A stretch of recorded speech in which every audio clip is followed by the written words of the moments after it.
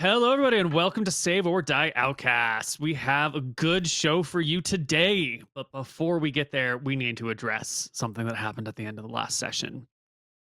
It went a little bit unhinged, if I think we'll all agree, and there's very little things that made sense. There's been a lot of talk on subreddits and discords and on Patreon posts regarding these things. I'd So like to apologize to the entire community that I offended with my words. I wasn't myself when I said these things. I'm just fucking with you. So our encounter ended weird. People got really out of character, and things just didn't make sense. So we're gonna not do any retcons. What I said was right. The carriage rolls past. That was the original decision. We're sticking with it. And even if we wanted to not stick with it, Ren's not here today. He is away. He won't be back for a little while. So we couldn't even play that out. So we're skipping on ahead. We need to go to pot where Ren's not around. So we're going to pick up our campaign once the party gets to Valebrook. They've talked with Magistrate Zara. She has a specific different quest for Ren that's going to keep him busy for a little while. And the remaining party, with all of their followers and horses, are going to move on. So we're going to pick up just as we're leaving Valebrook, and we can do just a little bit of wizarding shopping that you needed to do in Valebrook. Otherwise, we'll be on the road. And if we can get a look at the map, I'll remind everyone of what our quest is here.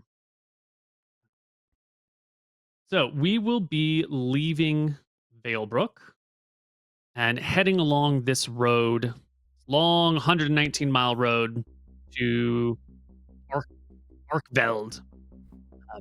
From Arkfeld, you're going to want to be crossing over these mountains into this valley. The north end of this valley is a goblin encampment. Town, village, civilization, community, settlement of some sort. And it's this settlement that has loads of time. We're going to be leaving. Sorry, my mic cut out apparently. We're going to be leaving from Arkfeld, coming over the mountains, getting north end of the mountains. There's a goblin settlement of some kind, and this goblin settlement happens to be built near a pile of lodestones, which they pull out of the ground for their own uses. And for, a lot of wizards need some lodestones. They're an important part of spells and magic research and tinkering and whatnot. And Magistrate Zara, she needs some lodestones. And when you've talked to her, you gave Ren, she pulled Ren aside, so you're gonna come with me to this other stuff. She told you that she needs as many as you can reasonably carry back, right? She'll go through a certain amount. She doesn't want to have to go back and hire people to go and get these again. She is going to pay you quite handsomely for your journey here. It is 6, 12, 24. She estimates this is going to be about a month worth of work for you. And she's willing to pay the party a combined rate of 15 gold a day for about 30 days. So about 450 gold plus 50 gold in whatever expenses you need. So a flat 500, a nice, cool 500. But you got to bring back as many lodestones as you can carry. Half up front. Actually, all the money, the 50 gold up front for supplies, the 450 on the return, or if you bring all the stuff. But so can I have a chance to talk to her about the quest, or very briefly? Let's not do it in character because I'll just ask you then. Yeah. So few questions. How are we getting these lodestones from these goblins? By hook or by crook? Is she giving us money to pay for them? She is giving you 50 gold for supplies. She wants us to kill these goblins. So second question. She is Magistrate Zara. She is in charge here. These goblins should be part of the Empire and should be part of the army, but they've been left here to do these things. This is their tribute. They should give this over willingly. You might have to encourage them. Flex a little bit and remind them that the Empire does what it wants. So we're debt collectors, this is their tribute. Yes, you're debt collectors. Do we have some sort of official badge or letter or something that we can use to prove who we are? Yes, she is giving you I will take this. A flag. This is a long pole, maybe 4 or 5 feet long, that you can stuff, that you can attach to your backpack, and it has a banner that's rectangular, taller than it is wide, that has the magistrate's symbol on it. Okay, so one of our followers will have to carry this for us while we're on the road. Yes, and the whole point of this symbol is so that anybody who's walking by will know that you're on like officially sanctioned stuff. This is a flag that you should carry openly so that nobody gives you any shit, and people know to leave you alone. This should keep you free from bandits and soldiers and all sorts of stuff. Additionally, you will have a handwritten note, because you could steal a banner like this and just walk around with it. So someone might question you, but you should have a handwritten note from Magistrate Zara. It includes like an expiration date on it. Like this note is good for for 45 days. Okay. And then after that, that way you can't use it forever. Yeah, that makes sense. Okay, and how many goblins are in this settlement? Are we talking like 50 or are we talking like 500? Goblins breed like fleas, she says. I don't know how many there are now. Okay. All right, great. I think that's everything we need, right? I take the 500 gold for the party. No. Are you No, 250 aren't being 50. given to us. It's 50 gold. All right. 50 gold now, 450 on return. That's You can take the 50 gold if you'd like. Yes. This is a wizard. Shouldn't it be in the bag of holding? Well, no, because then we're going to get our bag of holding out every time we need some money. Sure, you can have it. This is a wizarding matter, August. I want to show you not the words, but the flag that you can see over here. One of these tall banner-like things. Does that say that Ren has super aids? No. There's no super aids. Green It's got and diagonal stripes, so black on the top and the bottom with a green stripe down the middle, all at an angle. And that is the official flag of the Magistrate of the Hornstead Kingdom. So for all practical purposes, it's Zara's flag, but if someone were to replace her, it would be, it's the Regent's flag. Fantastic. Prevent someone Position. from just making a fake one. You could make a fake one. You could steal one off of a dead body. You could do all of these things. Yeah. You could also steal armor and impersonate soldiers. Gotcha. These things are dangerous to do, but you can absolutely do it if you want. Yeah. I have some banded mail from a Rossi soldier. Yeah. Yeah. Is there ever a situation where we could expect to be challenged by other Verasi agents as to whether we've stolen this banner or not? And I guess that's where the letter That's why would with the come in. note for us, yeah. That's what the note's for. Okay, cool. But you know what? This is a time of chaos. The Verasi Empire is full of murderers and people who rule through force. And sometimes in these situations, two people who should be on the same side end up fighting, and sometimes it results in bloodshed. The It's road's a not like dangerous this is place. It is. Yeah. It's not like this is a nice, peaceful place where everyone gets along. We're not in Switzerland here. Okay? This is something else. One last question, Neil. Sorry if you'll indulge me. Does Please. carrying this banner around on an official capacity come with it some sort of responsibility in terms of how we deal with certain things? Like, for example, if we were disrespected by a peasant, would we be expected to respond in kind because we are representatives of the Empire? Or can we still be nice and kind and show weakness, maybe as they'd put it? That's a very good question. So without asking Magistrate Zara about these things, your just basic assessment and understanding would be that you're flying this flag so you don't have to get in these situations. And if you're in these situations, you're just going to have to deal with it however you see fit. If you would like further guidance, you can ask for it. No, I think that's fine. Okay, cool. Yeah. Okay. All right. Any let's other get going. questions? All of our followers are still in the party, yeah? All of your followers and your horse are still in the party. Beautiful. The one thing that I do want us to know is that, a journey through the forest along a road, not too difficult. Once you get to the end of the road, though, there's no trail. So you're going to have to make for the mountains. You're recommended to go around the hills. You'll travel faster going along the edges. And then there should be a pass, they say. There should be a pass over the mountains somewhere, in this region. Like, Okay. somewhere over Can here, I- there should be a way through. Can I bring my horse, or is this pretty treacherous for a horse? Should I just leave it with Magistrate Zara to, The only questions are whether or not you'll be able to get the horse through the pass. And You're also bringing someone who's pulling a cart, right? With some stuff in it. yeah, so because we you're- need to bring you're- lodestones. So yeah. Right. So you're bringing a bunch of supplies. You might get to a point where you want to like leave your followers behind in a safe place and then do the last bit by yourself on foot and then, go back. I don't know. Okay. Yeah. No. The we'll go. mountain crossing will be tough because there's not like a road through it. We'll do it live. I saw in Lord of the Rings they did it. True. Yep. Well, Bill was an exceptional pony.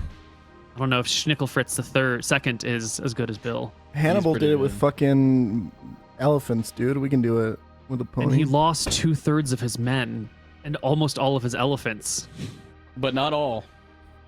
but not all. So what you're saying? Raul is looks there's at a chance. 2/3 of the NPCs in the party. That's like I was like, pass. that's not so bad actually. Okay. I also want to say the dogs are staying behind with Ren. yeah. Don't suppose Ren gives me back my dagger before he leaves. Of course not. That doesn't sound like something you would do. No, Why it would he? doesn't. He's using it. Yeah, he needs it for his quest. Actually, Okay, he needs it. All right, fine. Well, that's what he'll say. I'm sure. I'm sure that yeah. is what he'd say. Yeah. Oh yeah. Oh, I need this. Well, if he changes his mind on it, we just retcon the entire episode. I'm sorry. Okay. We You know, had it's been off. 11, Wait, can we 11 retcon him years I've been saying that doing this joke? professionally. Yeah. Never had to do this before. Fine. All right, here we go. So, party. Any other questions? Any other supplies you want? Some picks. We're gonna be crossing a mountain, so probably pittons, picks, rope. We gotta, all the things to cross a mountain. All the things. Okay. Well, we can let's just put it on our go- cart that we bring everywhere. I Mhm. stock up my spell components, Neil. I don't think there's anything in here that would cause you concern. Okay, Well, I trust you. Yeah. Well, except Except that 500 GP gem. no, like the one that like requires like a finger of an undead or something. I've got 4 castings of that left, so Perfect. I'll get that. give your paralyzation casting back. Oh yeah, get that one back. That doesn't even need any material components. That's just I can just go at any time.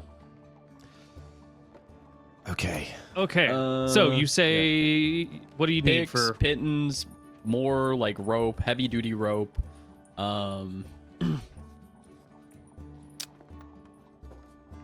A net. A net? What, you trying to take a goblin back I think with a you? net could be good for the lodestones if we needed to like take a bunch of them. Oh, that's not a bad idea. Yeah, we could drag them Okay. behind the cart. We Yeah. could drag up. Yeah. The Okay, I like it. lodestones are going to be generally kind of small, like somewhere in Okay. this size range. I we figured wanna they were power Generally, there shit, might never be mind. some larger ones. We got a bag of holding. We'll be fine on the lodestones, honestly. How many can we Picks, fit in the pittons, bag of rope. holding? Sorry. Up to 250 pounds. Holy shit. She doesn't That's a know lot we've of got a stuff. back. She doesn't know we've got a back. I'm watching the holding. bag of holding. Wait. She doesn't know we've got This one, is. right? So She does not know unless she's got we a have spy the in your party. 250 pound, 50 cubic feet capacity bag of holding. wait. So we don't need the cart because if we bring back 250 pounds of lodestones, she's going to be happy with that, surely. I mean, like, how many could you even put in a cart? We can't bring back More than 250 250? pounds because we got a bunch of shit Oh, in the okay. bag of holding. But Fine. we could bring back 100 pounds at minimum. Yeah. I think we'll be can, okay. We can bring the cart, but I feel like if we have to abandon the cart, it's not the end of the world. No, it's up. You could also leave it in Arkfeld if you decide that you want to take it to there, but not the rest of the way. Or I think the point of your followers is that they can then, if in a defensible position, like hole up in a cave and guard all the stuff and keep it safe. Yeah. We'll be right. Okay. Okay. So how much for pittons? Lots of Picks, rope pits, rins, rope. and picks. Anything else? Can you Any guys other think of anything? supplies? I think I'm good. I mean, honestly. I mean, I think that's what you need. Yeah, like, if we had the 450 goal, like, we could maybe Yeah, I upgrade don't some need gear shit. or something, but I think we're fine. Yeah, no. I'm a we got motherfucking we got 1,000 bear, silver. baby. I don't need anything. Let's go. Bear times. So we head I out guess onto you could the road. say that I'm gonna show up barehanded. Don't. He said it. Nice. That's pretty funny. God. I'm just getting you the price on these things. You We're want a a silver pair economy. of picks. Yes, like regular people's. So it's going to be 80 for that. Let's hire a guy in Arkfeld, if you guys don't disagree, to help us with the pass. I'm sure that there's someone there. Yeah. It's a great idea. Yeah. I'm not on one this session. We need well, we'll need rations and stuff actually. True. Yeah, we'll buy food too. Yeah. Because we're actually going to need quite a lot of food if we're going to bring all of our followers. Yeah. Yeah. Probably the You cheapest can place to buy restock. is here. You can restock food down in Arkfeld as well. Yeah. The rations we're just going to cover as part of your regular expenses, so no extra money needs to be given out for them. Okay, so does that mean we're not rope- concerned with running out of rations? Like, you'll just tell us if that happens. I'm just going to assume that because you have your cart and we're doing monthly expenses, you have enough rations to get to Arkfeld. And then if you're bringing your cart, I'm going to assume in Arkfeld you stock up on enough rations that you would reasonably expect. If you decide to leave the cart behind, then we'll talk weights and numbers. Okay, But as long as you've got your cart with you, we're just going to say you've got these things. Okay. Bring your cart. It's a good cart. All told, the picks, pittons, and ropes are 24 gold or 240 silver. I'll take it off the party sheet. Are we sure we don't want to work out exactly how much we can carry in the cart and how much that would slow us down? And count our rations day to day, Neil? And so maybe see if the weather turns bad? I've got a spreadsheet that we could I know, build right we've- now for we've a couple hours. We've got Yeah, whole that's systems. Okay. All We have right. 877 silver left in the bag of holding. Amazing. We're rich. 877 Rich, silver. baby. Okay, we're doing fine. Yeah. Okay, so we actually are on the road now. We've left the gates behind us. Behind us, the sounds of the city fade into the Yes. distance, and we hear the sounds of Growl's pitter-patter of feet on the dirt track as we head south along the road towards Arkfeld. How many days, Neil, are we expecting to travel to get to Arkfeld? 6 days to Arkfeld. You can go about 20 miles a day on this forest road because it's usually pretty easy. There's going to be some cliffy areas, but you're estimating about 6 days to Arkfeld. Ish, maybe Fantastic. 7. I say to the party as we leave behind the city, you know, now that we're carrying this banner, we've got to hold ourselves a little bit differently. Like, we need to at least come across like we're are who we say we are. Speaking of that, I've been thinking, Arrakis, of what I want to make of myself and who I want to be, and you know what? I think that I think I want to be like a hero, you know, like a famous name, and I think that is that's the way I want to go about taking back my kingdom. Maybe gaining some sort of recognition here and becoming a big name. A leader of I men, shrug. a great hero, A leader of men, yeah. someone that the peasant folk can flock to when you raise your Like a banners. symbol, you know? If people Yeah. killed me, people would know about it, and Yeah, they'd be exactly. angry. Well, the best way to do that is to do good deeds and a name for yourself here, which I think starts today. I nod. Stacy, polish my armor. Yes, my lord. So polish your armor. I gotta look While good you're for all riding. these kids and their parents. Every time you give like a command to one of the NPCs, Growl's gonna give you like a weird look for it. You're damned if you do, you're damned if you don't. Good, good. Yeah, I look back at the NPCs and I say to August, yeah, I think this is a good plan, August, because if you're planning to take back an entire castle with these guys, no offense, I don't think that's likely to happen. I nod. Think I think I want to gain renown and then have noble knights come to me under my banner. These That's guys right. are just, you know, kind of here to carry our stuff. Except for Yeah, it's all- Stacy. I got plans for her. There's a lot of them to carry our stuff, though. We only need like one or two of them to pull the cart. I shrug.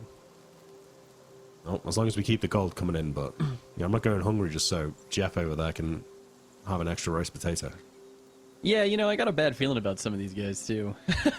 That Jeff guy, he looks like he could turn on us at any moment. Any moment. We keep it easy on the Chico. road.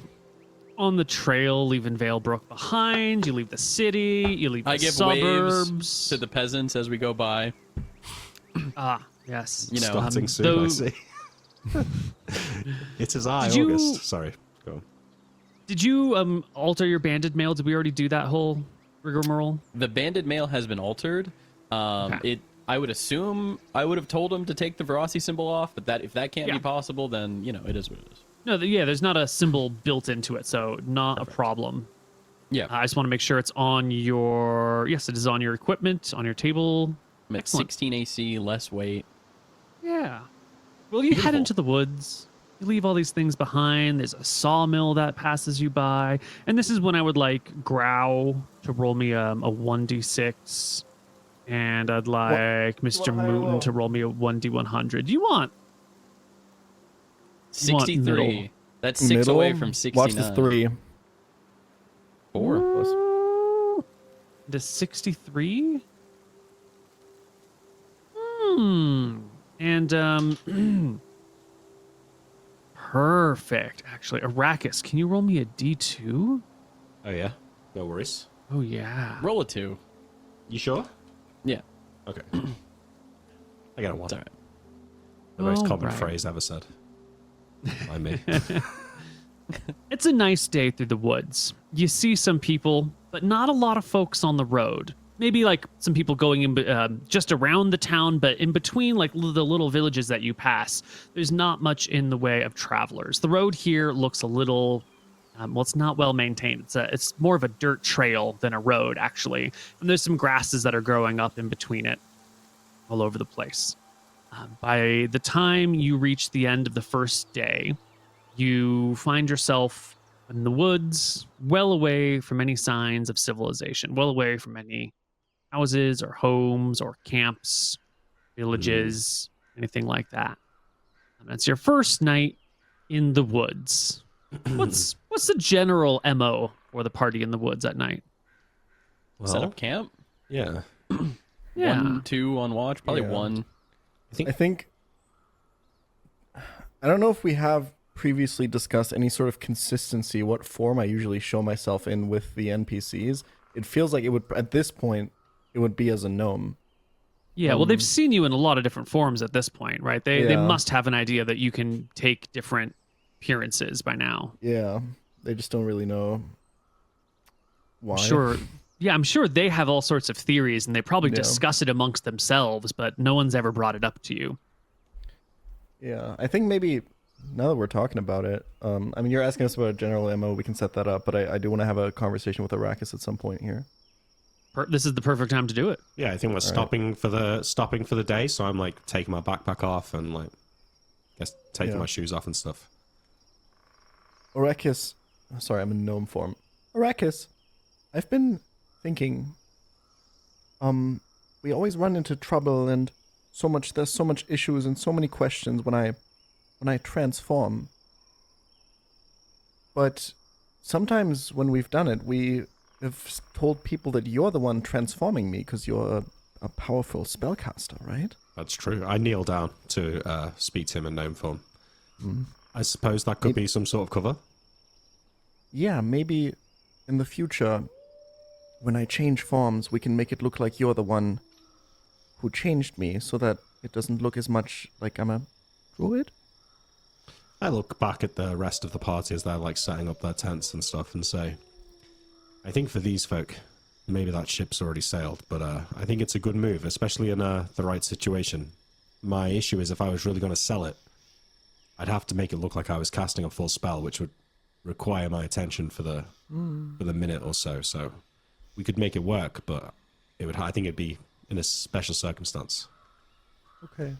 All right. We'll just keep it in mind going forward. Absolutely. Say, I look around at the woods. You must feel pretty at home here.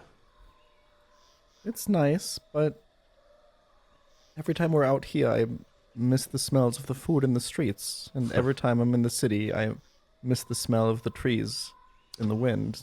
I don't really know if I feel well in either. That's a sad thought, Grau, but perhaps it's a question of perspective. You're just at home in both. Neither feels like your true home, because both are your homes. Wherever you go, you're I going to miss feel- one or the other. I think I feel the most at home when I'm with you guys. I He put sits down and a hand on his shoulder. Mhm. That's cute. You want some cheese? I say as I pull out a block of cheese from my bag. do I want some cheese? It's another good human joke. Give me the fucking cheese, I man. give him the cheese. All right.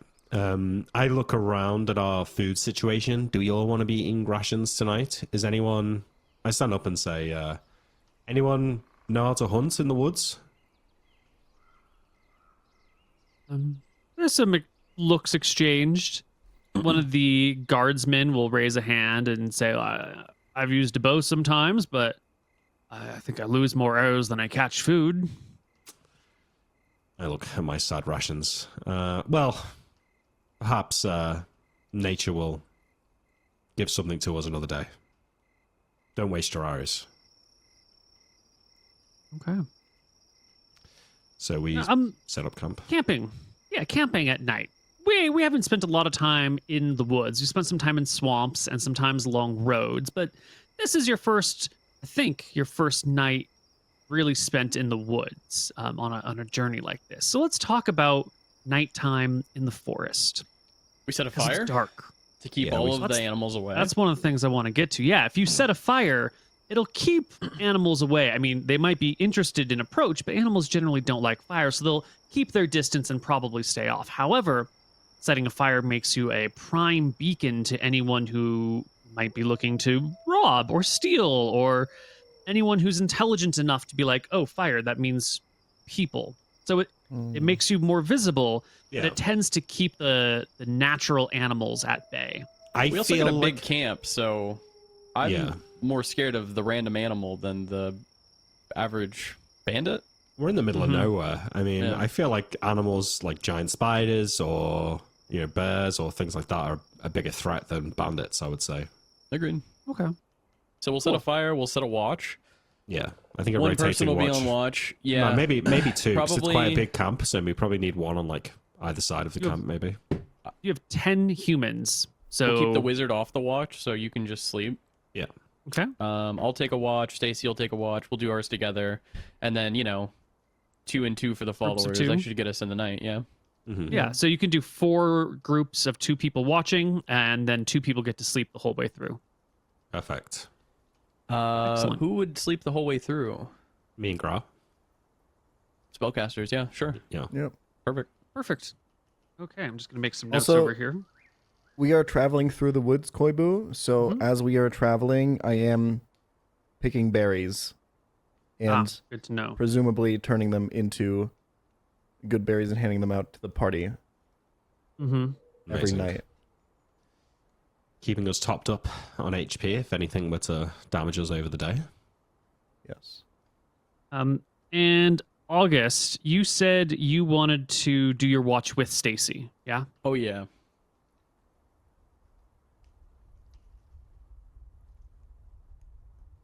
And then I'm going to say that your 2 regular peoples, the non guardsmen with you, will split their watches with guards. That way, Makes sense. you don't. There's always at least one trained person on watch Yeah. that knows what's up. Sweet. Excellent. Well, if that's the case, then you have a nice fire going, and the one leopard will not come and try to drag away the little gnome in the middle of the night as a midnight snack. Good. Good. Oh I want to see him fucking try. Yeah. Well, they're quiet. Cats are sneaky. All they would need to do is pounce and grab you and then run. Right? He doesn't need to kill you in the sight. You just grab and... But it's fine. It didn't happen. I'll always do my watch either first or last due to the fact of I have armor and I don't want to wake up in the middle of the night, put my armor on, then take it off, go Ugh. back to bed. Right. So, yeah, either the first or the last. Okay. Let's just say first. Sure. Perfect. Okay. The next day then. Encounter zone free. I'm gonna need another D100, this time from Arrakis, and a D6 from Mooton. 29 and a 4. Hey, great.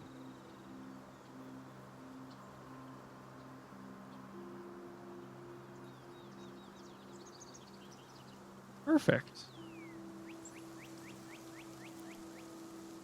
Woods are big.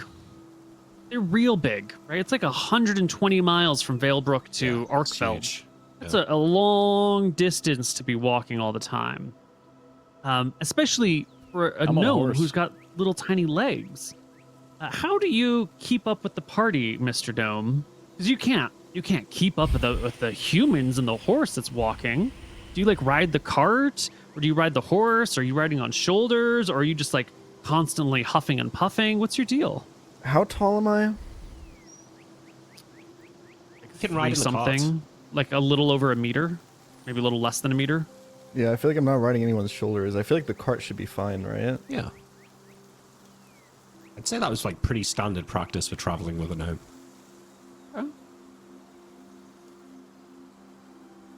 Oh man, we can feed my horse good berries and make it so that it eats not as much. In like a pinch. Oh, does a good berry count as a full meal? For a normal human, it would count as like a full meal if it were eaten, but I would assume a horse, they might need to eat 3 of the berries, etc. Mm-hmm. Yeah, But that yeah, makes still sense. I think it could help in a pinch. The way I kind of want to think about good berries for the party is if we've been traveling through the woods or whatever for a few days, I've just been handing out good berries, so I'm just going to assume that everyone just has like 1 or a couple 2. of them on them, right? Yep. That's a great idea. Yeah. You know? And then if we're ever on a day where like we're planning to do something bigger, I'm probably not going to prep that spell. I'm going to prep something else. So from that day we wouldn't have any, but if we were traveling before, we would probably still have some left over, right? They last Yeah. a long time. Yeah. They last a week right now. Yeah. Arrakis, would you roll me a d10, please? Yes, sir. Come on, Nick. This is Yeah. where we need you to roll low. 8. Classic. This is great. So as the party is getting on towards evening and you're traveling through the woods, you haven't seen, you've seen Eight like 2 ogres. villages over the course of the day, but you pass them by pretty quickly. And they're small, little, maybe 150 people. I hand outposts. out some small amounts of silver to the poor children who come and, see the cool night. Really? Because if you're Yeah. a cool knight that's riding through with you've got the banner behind you, but if you're smiling and waving, that makes you Right. seem a lot less threatening. Oh yeah. How much If children money do you run up, hand I'll give out? I'll give each kid a silver. It's a little token. I'm not rich at this point, but As he Well, you're gonna gets have to back pay to the out- party. 10 silver for the 10 different children that come up to Done. you. That's a high number on that D12. As he gets back to the party, I say to him, Mm-hmm. in a quiet voice, I say, living out here, most of those kids won't even live to see their 18th birthday. You're wasting your coin. it's not about the coin. It's about giving the people a good feeling and a good memory in their heart. I look at him. I hold his gaze for a moment, and I say, okay. I nod to myself like, yeah, it's good. Just checking some things on your character sheets here. So as you come and you find yourself a nice place to camp, Arrakis, you're poking around the campsite as people are setting things down. And there's this fallen tree nearby. When a tree falls and its root ball sticks up, it leaves like a big depression in there. And out of curiosity, you'll take a glance down Absolutely. just to see what's in the bottom of the hole. And what you see down here is, I can only describe it as a clusterfuck of giant centipedes. These things are like, Holy. a foot and a half long, each of them. Yeah, what and the fuck? there's a swarm, there's more than a dozen of them, and they're all sort of like swirling around and crawling all over each other. And do you Ugh. have like animal lore or any sort of like animal knowledge? Animal handling, maybe? and I have animal some lore. Oh, wait, spells I've got for it, animal but I don't lore have any- too. Yeah. Yeah, Yeah. so you would know that these giant centipedes are poisonous. Their bites can inflict a paralyzing effect on a person. They're kind of weak poisons, so you get like a big plus on your saving throws.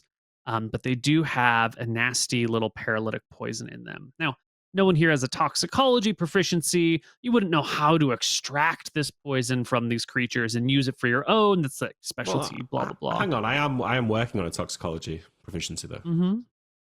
Would I Well, have any chance? I don't Let's say I know were able about to- a let's chance say- to extract it, but it might be a good opportunity for you to like cut these open and try and figure out where they are. There's a whole bunch of them here.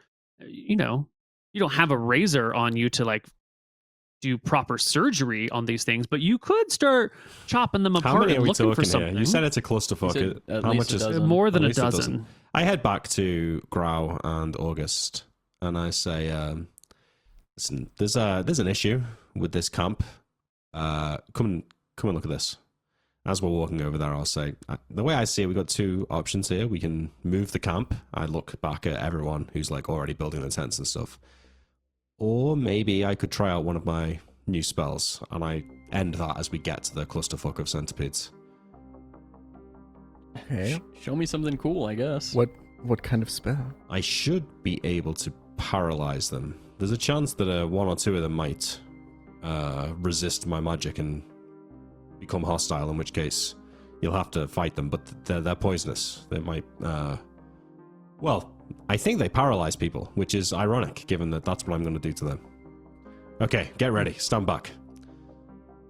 Stand back. I begin to cast Paralyzation, Neil, at the clusterfuck of scorpions, centipedes. I stand back like 30 yards away, so the two melee guys are in front of me. No, you have to be looking down into the hole to see them, Oh, right? I have to be right there to see them. Okay. Yeah, you got to be looking down at them. Yeah, fine. I do it. I cast Paralyzation at the clusterfuck of centipedes, and then I And immediately they get back a save? up. Yes, as long as they... as long as they don't have 10 hit die, yeah. They do not have 10 hit die. That is correct. Oh no, wait, it's combined. It's combined hit die. So I'm. Wait, hang on. Can I guess what hit die? I misread the spell before. Can I guess what hit die these might be? You said that they look They're weak. like a foot to a foot and a half long, so you know, like the length of your keyboard or something. It's like half a hit but die not the or something. thickness. Yeah. Okay, I'm still gonna do it then. So it's like 12 levels. It should be enough. 10 levels. Yeah. That's more than enough to cover all of these creatures, and you'll notice they all go still except for two. Two keep crawling around, moving around, digging up over each other and under each other, and then kind of up the side and then falling back down. They almost look trapped down here. I use my. I'll attack with my reach 2 weapon. Hang on. Oh, wait. Don't damage the paralyzed ones.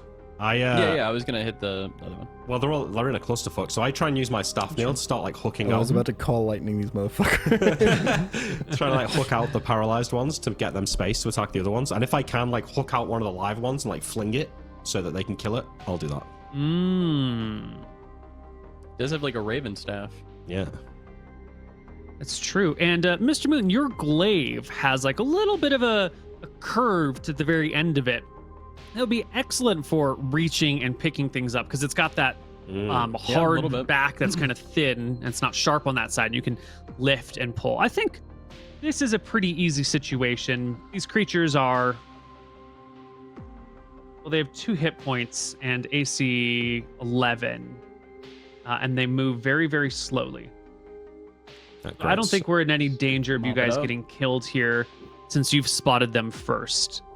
If they had fallen out of a tree onto your back, which is one of their favorite tactics that they would use to attack passing prey, maybe you'd be in trouble. But we're going to say that you can separate the live ones from the paralyzed ones. How long does your spell last? Up to an hour. Oh, easy peasy. You can collect yourself 14 paralyzed giant centipedes. Wow. I find some way of killing them without like damaging their important parts. Yeah, well, you could just cut their back in half somewhere, but centipedes are some of those creatures that if you cut them in half, they don't die right away. No, I'm thinking more I want to get like a pin through their head. Or something like that. We have the pittons. No, but that's gonna be it's too big, isn't it? Big. I eat like It's a big centipede. The tip of a dagger or something, or if anyone's got like a throwing dagger or something like that, maybe. Just gonna split them down their heads and investigate them. This is perfect. I've got why don't you 14 to make go, me- so I try my best to salvage as many as I can. Well, I would like, because there's so many of them, I'm going to give you a bonus on this roll. I would like you to make me an animal lore check There's someone at my door for some reason. I'll be right back. I'm so sorry. Okay. An animal lore check and a wisdom check. Easy. Okay, I'll do the animal law first. It's a 23. And Excellent. I was going to give you +3 on There we these. go. So, yeah, 30. you cut these suckers apart. You got 14 of them. You can take your time to split them open and look for how these things might work. To your frustration, there's not just like a nice big sack of poison in them anywhere. It looks more like wherever it is the poison is produced, it's produced probably like along a length that slowly feeds into what must be some like tiny capillary or small vessel. And so it's not like a ready supply sitting somewhere. After investigating all of this, you get the impression that you would have to find some way to get them to secrete their While they're venom alive. while they're alive and then find a way to collect it. This is a great step on your way to a toxicology proficiency. Yeah, it's good. Yeah, have any- I have an idea. Like, I could... because if I come to this conclusion, while they're paralyzed, them being paralyzed is a good chance to maybe see if I can get them to secrete. With the bonus on these, you roll a 25 and a 32. So I think you'll come to this conclusion when you've gotten through maybe 2/3 of them. Yeah, so I start exploring methods. I'm not saying I'm going to harvest any poison now, but I start exploring methods of using paralyzation as a way to hold them for an hour, and then I could get them to secrete the poison and harvest it. Yeah. Cool. All right. Well, you can make some progress, and then the sun will begin to go down, and it's going to get dark. And you could maybe work on this by firelight, or you could kill them all, or you could keep them alive in some container and work on them tomorrow when there's better lighting. What do you want to do? No, I think if the sun's going down and the paralyzation spell's eventually going to run out, I don't feel confident that we can contain them, so I'll just kill them. Okay. And then I Excellent. will just double check the hole that they were in. There's nothing else down there. It's just like a... There does appear to be some sort of burrow of some kind. That's probably where they crawled out of. Some sort of, thumb thickness tunnel. It's in the normal for bottom of the these pit. centipedes to live in such a tunnel under the earth. Yeah. You're a little surprised to see like a proper tunnel. Usually centipedes just kind of crawl around and they might burrow under things, and you're a little surprised to see like an actual underground burrow. Maybe it's something else that burrowed in there, not the centipedes. It doesn't really seem Interesting. like centipede behavior. How big is it? About thumb thickness. Oh, well, fuck. Okay. How many All hit right. dice of creatures did I defeat? 0. You were never in danger. I ponder it. I don't do anything. I get to sleep. All right. Your next day in the woods is pretty uneventful. I relearn paralyzation. Yeah. Oh, by the way, Neil, I'm no longer tracking my spells cast since you did it all yourself last time. I'm assuming that that's fine. Great. Love it.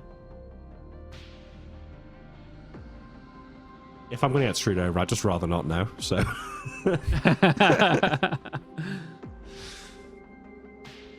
Oh.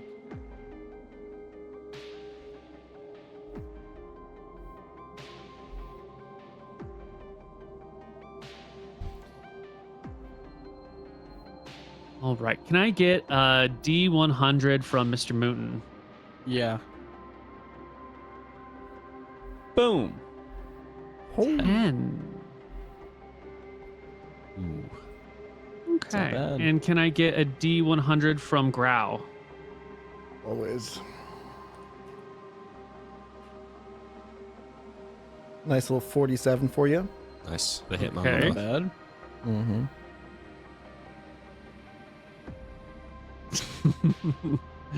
You're gonna get a D100 from Arrakis. Oh my word! It's all kicking Come off. on, Nick. Roll a 1. What? A 1? Yeah, that's what we want. Oh, okay. How long do you think he could keep us going just asking each of us for a 46. D100 until we'd be like, Beautiful. what the fuck is going on? Actually, quite long. Like at least 2 minutes or something. Yeah.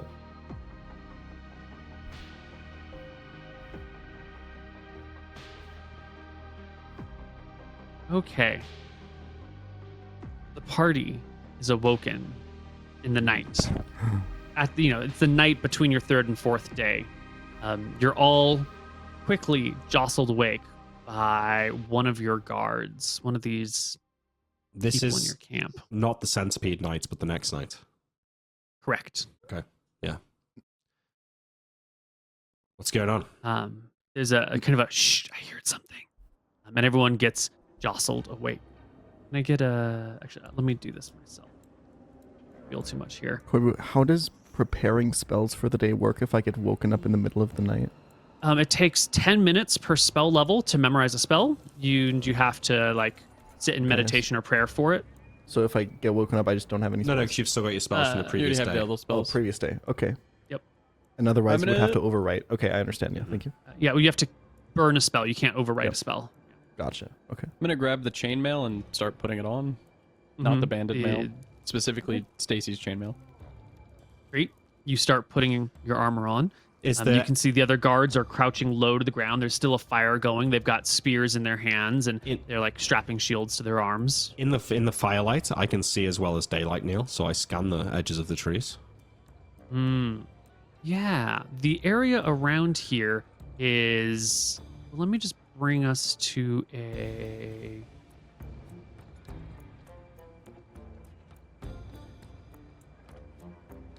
Yeah, I'm going to bring us to...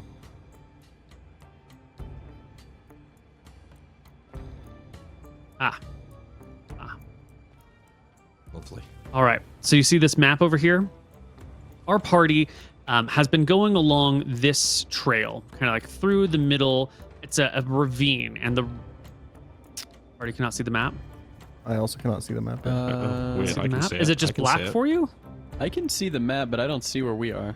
Oh, I just see gray. Yeah, those two can't see. Let me just move some things around. Okay, how is that? Can't see shit. What? that's- I'm refreshing. Maybe refresh, yeah. This should be fine. I can see it fine. I can see it now. Refresh fixed it. Good. Producer, can you see it? Seems like it.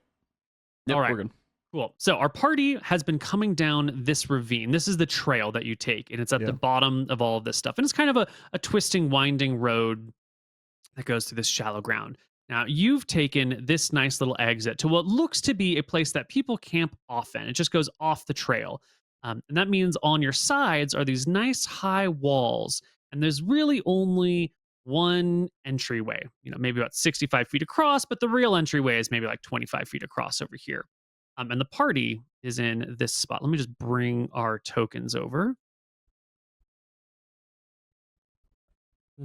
You and drop us all over. Huzzah. And use your brains to imagine a camp. Yes. Imagined. Yes, there's a camp over here somewhere. And this is where our party is hanging out in the So, middle of the this is night. This is where I am. Thank you. I think probably something like this. And these two people have like crept forward. I think our fire, I'm going to do a little red thingamajobber, is right here. This square is the one with the fire in it. Actually, you probably have two. Yeah. Probably just one fire here. And these two guys have crept forward a little bit. Everyone else is sort of scattered around. Stacy's probably over here, and the horse is back here. Perfect. I'm gonna be honest, I Um, think we'd have two fires. Because I think we would probably have our followers like on separate sides of the camp with their own fire, but Okay, that's fine. that's my guess. Yeah, keep everyone close to the two fires, and you got two Yeah. people on watch, and they can just maintain the two over the course of the night. Easy peasy. All right. So you gather your supplies. Armor is put on. Growl, you're Wait, still in Wait, but what gnome am I seeing? form? What am I seeing? While they're putting on their armor. Oh yeah. I'm in gnome form, yes. Perfect. You can see out to the firelight, and it's just pretty clear forest. The walls on the sides of you prevent you from seeing anything like that. They look like they've heard the sound this way. In this part of the woods, there's not a ton of underbrush, and so you're just kind of seeing the They're saying they've heard the sounds in which direction? Can you point it out again? southward. Where is the furthest tree that I can see? You can see in firelight like daylight. Yeah. So you can see 30 feet pretty well. If 45 feet is probably This is probably Can I this one. take a These few two steps? trees right here. I take a few steps Mhm. forwards, like here, to like be in line with these guards. I want to cast Moonglow on this tree. Hmm. Moonglow will create the effect of the moon. It's a faint blue Moonlight? white light radiance resembling moonlight centered on the chosen item within range. It says it's only a 10-foot radius, which is kind of useless, but I'm hoping that the 10-foot radius extends my vision more than 10 foot. Okay. And you can see in moonlight and firelight equally. My understanding is that firelight and moonlight are equivalent, but I could be wrong on that. Okay. Yeah, you get a nice 10-foot radius coming off of this tree over here, and 5 and a 4. Yeah. Creeping across your vision, sort of startled and looking up, is an animal. It is badger, a rather large badger. Not like the not a giant badger or anything like that, but an unusual creature. Now, you have animal lore, right? Yeah, this is You You weird. know that badgers are stat block wise broken creatures in this game. It's true. They get like these have 4 3 attacks. attacks and they do a shit ton of damage on them. These badgers are ferocious, mean, high morale creatures. Like you'll Growl kill the probably knows badger. this from experience as well. yeah. Mhm. Yeah. You're all certain that you could kill the badger, but also the badger is not going to be a little bitch. It will fuck you up as you destroy it. It's You know, the a bit badgers have weird. AC 16, which is crazy high. They've got, about 6 hit points on average, and they have 3 attacks. So 2 points. 1 point is you've made a mistake showing me a badger before I get shadow monsters in a couple of levels, because we're going to have hordes of badgers fighting your enemies. Second point is, do I feel like this is unusual behavior for a badger sneaking up on a camp? Well, if you think it's sneaking up on a camp, then that's right in line. These guys are fearless little creatures, and they'll take whatever the hell they want. And they do not like being caged. I'm thinking that this badgers- is like a polymorphed person or a druid or something, because it's acting strange. But I watched the badger. What does it do now that it's been seen? Well, it's looking around at the light around it in some sort of curiosity, and that's when the second badger appears behind it. I'm also walking into the moonlight, and then the Family of third. badgers. Okay, Shows up. Neil, I'd like to cast a spell, Neil. Yeah, Can I? Is that all right? I can just cast it. I suppose they're not Uh, attacking you. They're kind of just looking around and sniffing. Yeah, This is a great so opportunity before they do approach your camp. I will cast Wall of Gloom. So I pull out a bit of black fleece from a sheep, and will cast. Oh wait, and the eyelash of a revenant. Actually, I guess I can't cast that, can I? I don't I think don't you have have the the eyelash eyelashes of a revenant. Shit, I You? missed that. What is a revenant? That's the thing that tried to keep fighting us in Tides of Death, like the undead that keeps coming back to life. Oh yeah, we're not gonna get that, huh? For a Yeah, while. okay, so I don't cast this spell now. Ignore me. Excellent. I'm glad you memorized it though.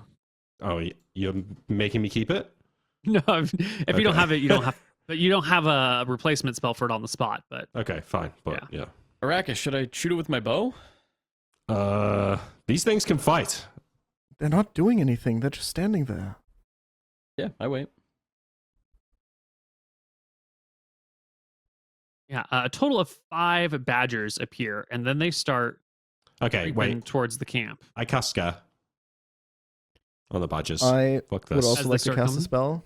Okay, what are you casting? I cast Entangle. Scare and entangle. You're Yep. going to make these guys have what do you call that? Sleep paralysis fear. Oh yeah. Well, Are these hopefully large? Okay. No. No, they are medium creature, maybe even Oh, wait. small creatures. You're saying they roll were big, initiative, so I sorry. just No, they're not giant badgers. They are just badgers. Tell me one more time which initiative button is for casting spells, please. It depends on the initiative of your spell. The ones So- on that the one spell. is going to be casting time 4. Oh yeah. If on your character sheet there's like a die button next to the spell that you want to cast, looks like a D20. Uh-huh. Yeah, you just click that shit. Oh, Bam. okay. I'm going to ready an attack. Are we rolling initiative here against the badges? Well, the two of you are casting spells, so your spell Arrakis is going to go off first. Yeah. I do believe this is some combat-esque moment that we're in here. Tell me about Scare. Yeah, so Scare causes creatures with fewer than 6 hit die to fall into fits of trembling and shaking. If cornered, they fight, but with -1 penalties to attack rolls, damage rolls, and saving throws. Only elves, half-elves, and priests are allowed a saving throw. Excellent. And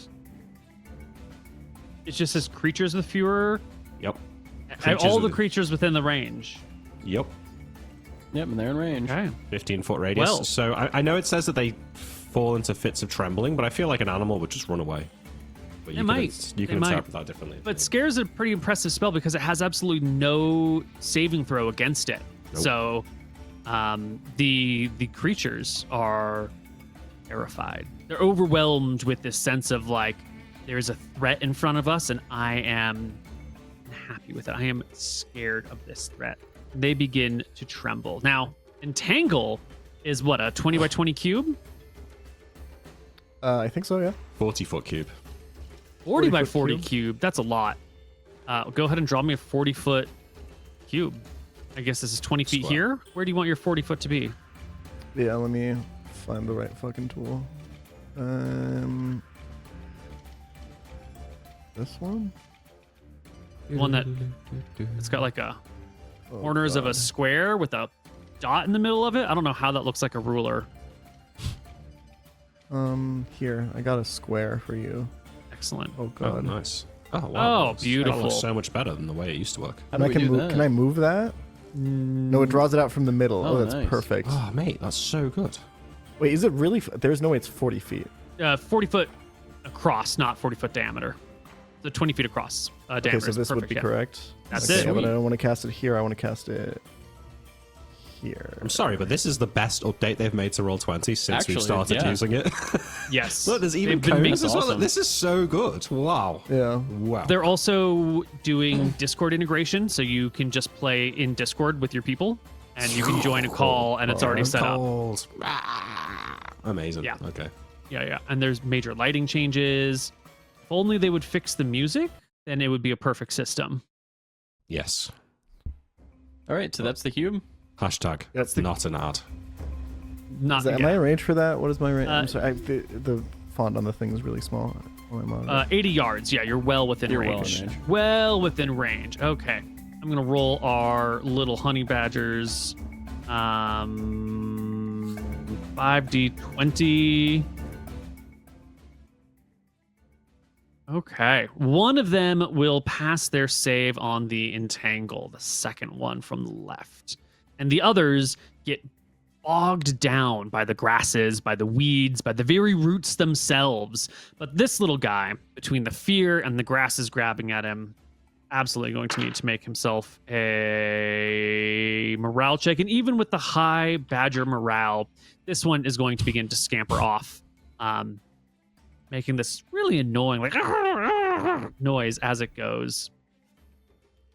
The others stay. They're not leaving Arrakis. Should I shoot them with an arrow? What do you mean they're not leaving? They're entangled. Yeah, Of yeah, course that's they're not why, leaving. yeah. I'm assuming that the variety of you can handle this. I'm going back to sleep. I go back to my bedroll.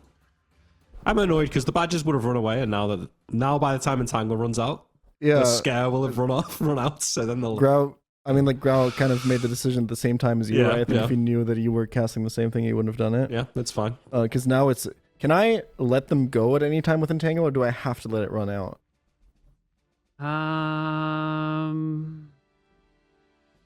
You have to let it run out. If a spell can be ended at will, it'll say so specifically in the spell. Okay. Otherwise, it just does its thing. Well, this is awkward. It's very awkward. I'm gonna just go and I have reach to weapon, so I should be able to reach Yeah. over. I'm gonna just injure some of them. Wait, stop. How long is this going to last? The 10 entangle? minutes. Okay, so I technically have time to prepare a new... No, you said 30 minutes to prepare a new spell? 10 minutes to prepare per level. So another second level spell would take 20 minutes, or a first level spell would take 10 minutes. Okay, I want to talk to these guys. But I think speak with animals is I think level 2, right? Mm, Yeah, it is. That's unfortunate. Yeah. Can we hold them any longer? Asking Entangle. character. Go ahead. I don't. do we have? I don't think so. I say from behind the tree. Okay. Maybe when they get freed, they'll just be scared of us enough that they're gonna leave. Hopefully. I'd like to talk to them. Well, just be careful, bro. They're vicious creatures. I'm sure I do you don't need guys to tell wanna- you that. Do you guys want to take this risk of the honey badgers getting out, being scared, and coming after us? Shouldn't we injure them a little bit so they fuck off? August, these are just normal badgers. If these were honey Sorry. badgers, I'd be leaving right now. Normal badgers. Do we want to injure them so they fuck off, or are we protecting all animals? I don't know. What would a great hero do? I'm waiting for Grau to. He told me to stop, so.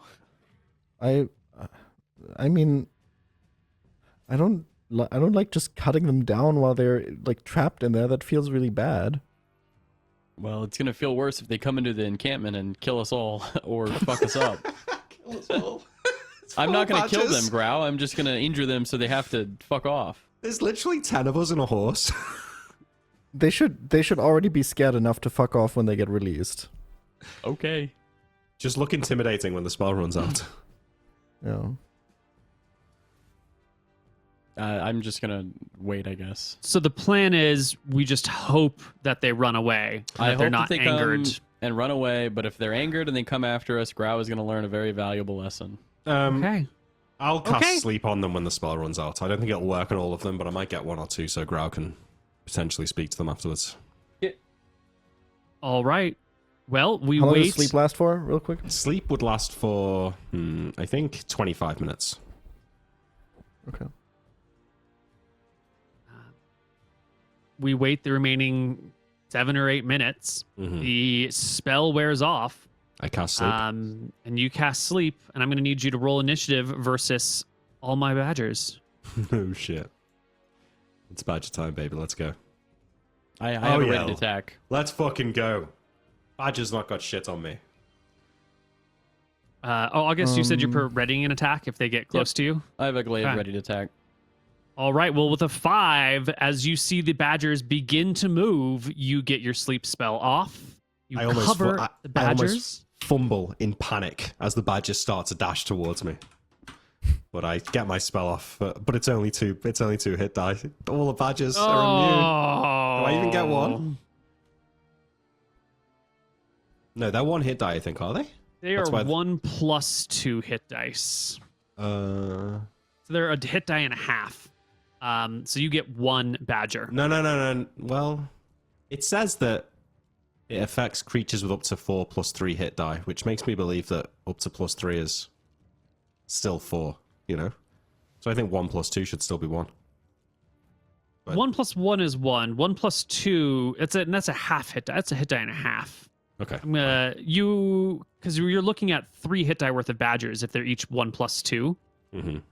If there's 2 of them, then that's 2 hit die + 4, which is 3 hit dice. So I'm gonna say you get the first badger. Okay. And the others will get a chance to react. August, you are Have ready. these NPCs seen me turn into a bear? Who cares? They're in our Not party. yet, they At haven't. this point, you just gotta let it happen. It's gonna happen eventually, Yeah. huh?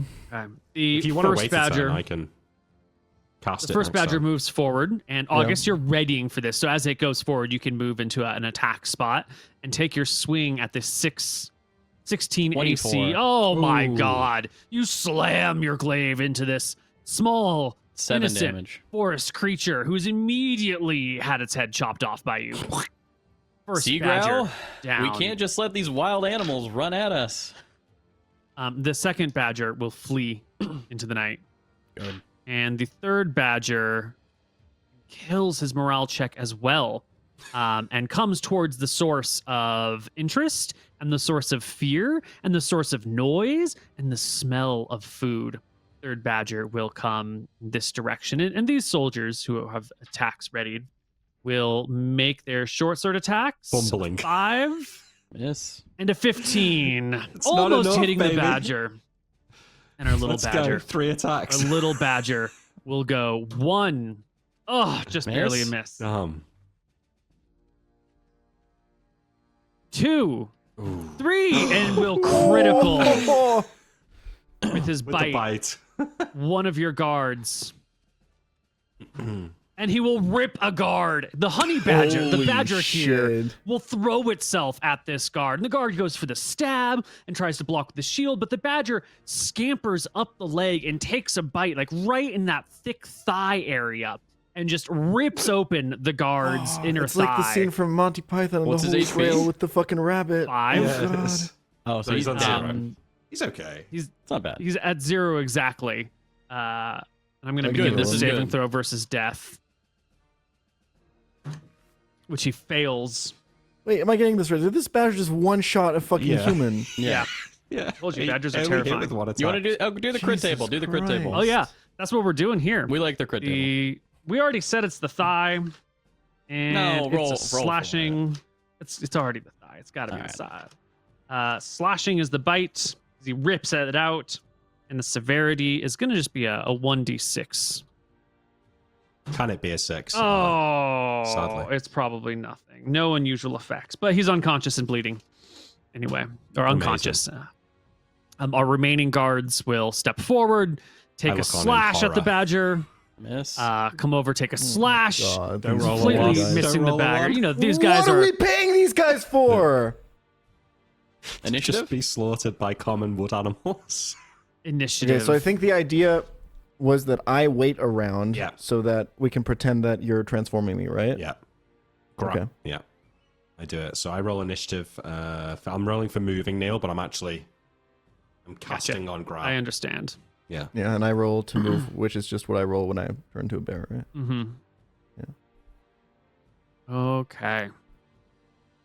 Arrakis, you are. I delay my turn until grab. Can I do Yeah, that? yeah. You can just draw out the casting until you see him begin to Yeah. shape change. Growl, you will shift I into say- the form. Oh, go ahead. Abracadabra, Nomus, Transformus. Perfect. Yeah. Attack! I say. Bear, attack as the honey badger begins to try and drag off its prey. Like it's got the guy by the leg, and he's just trying to drag the corpse is too big, but the badger's surprisingly strong, and he starts like ripping into the flesh with his bite attack on his turn. What do you do, Bear, as the badger Ooh, I that fucking guy's gonna continues die. its Claw, assault? I claw at this fucker. I gave him a chance. Claw. Oh no. Critical he miss. needs to die. Natural 1. You bring your first claw. I mean, you get 2 claws and a bite, right? So Yep, claw number 2 it's gonna be a hit. for 7. For 3. Yeah. Sorry. The 7 is the badger's Yeah, yeah. attack. It's all happening simultaneously. Oh, because we rolled same initiative. I understand. Mhm. Yeah. So and what's your third attack? Your bite? My bite. Boom. doesn't- 11 is a miss here. Right. So the badger is trying to grab this creature and pull it away. He's not necessarily trying to kill it, but he is trying to get a good grip and drag, which is the same thing doing as an damage. attack.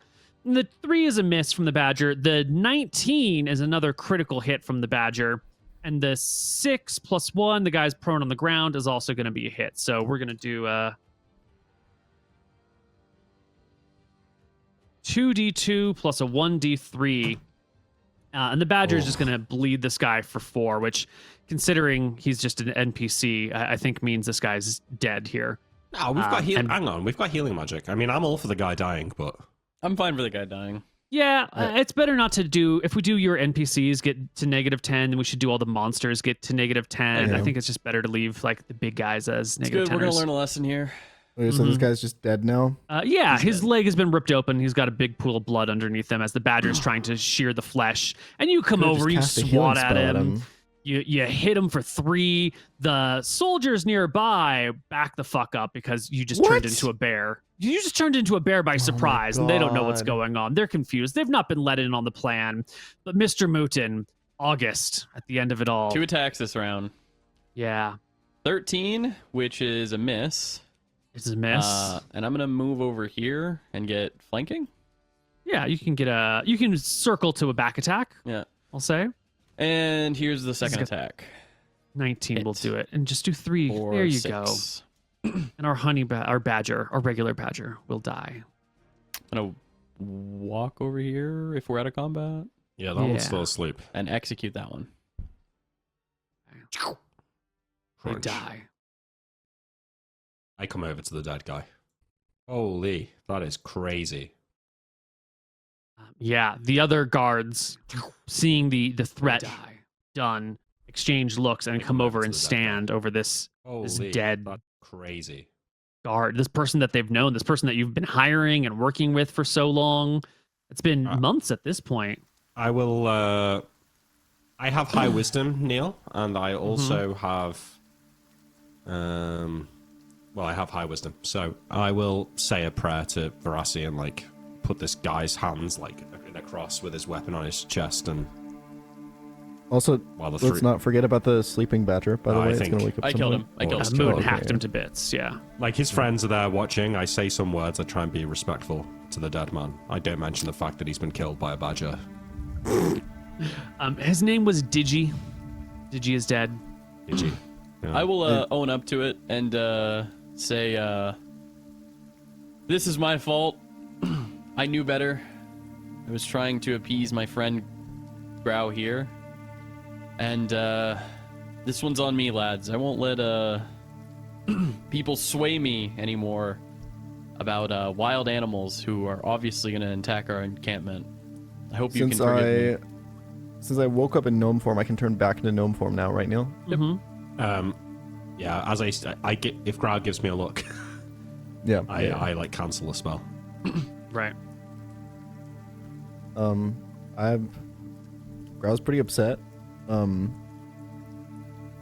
kneel over the guy's body.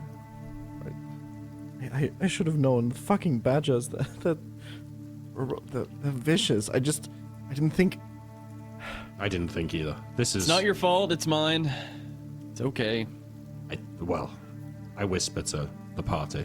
I mean, if it's anyone's fault, I motion down to the dead guy. You know, if you can't defend yourself from a badger, should you really be in a traveling band? Hey, of have some mercenaries? respect, says I one was- of the other followers. I was speaking it quietly, Neil, to avoid that. But he might We'll overhear give him a if he's still high perception check perception. then. Yeah, give him a perception. No, he rolled a 3. Never mind. Yeah. He doesn't hear it. All right. But yeah, I mean, I've done the little ceremony, Neil, so I'm hoping that I'm endearing myself to the followers here slightly.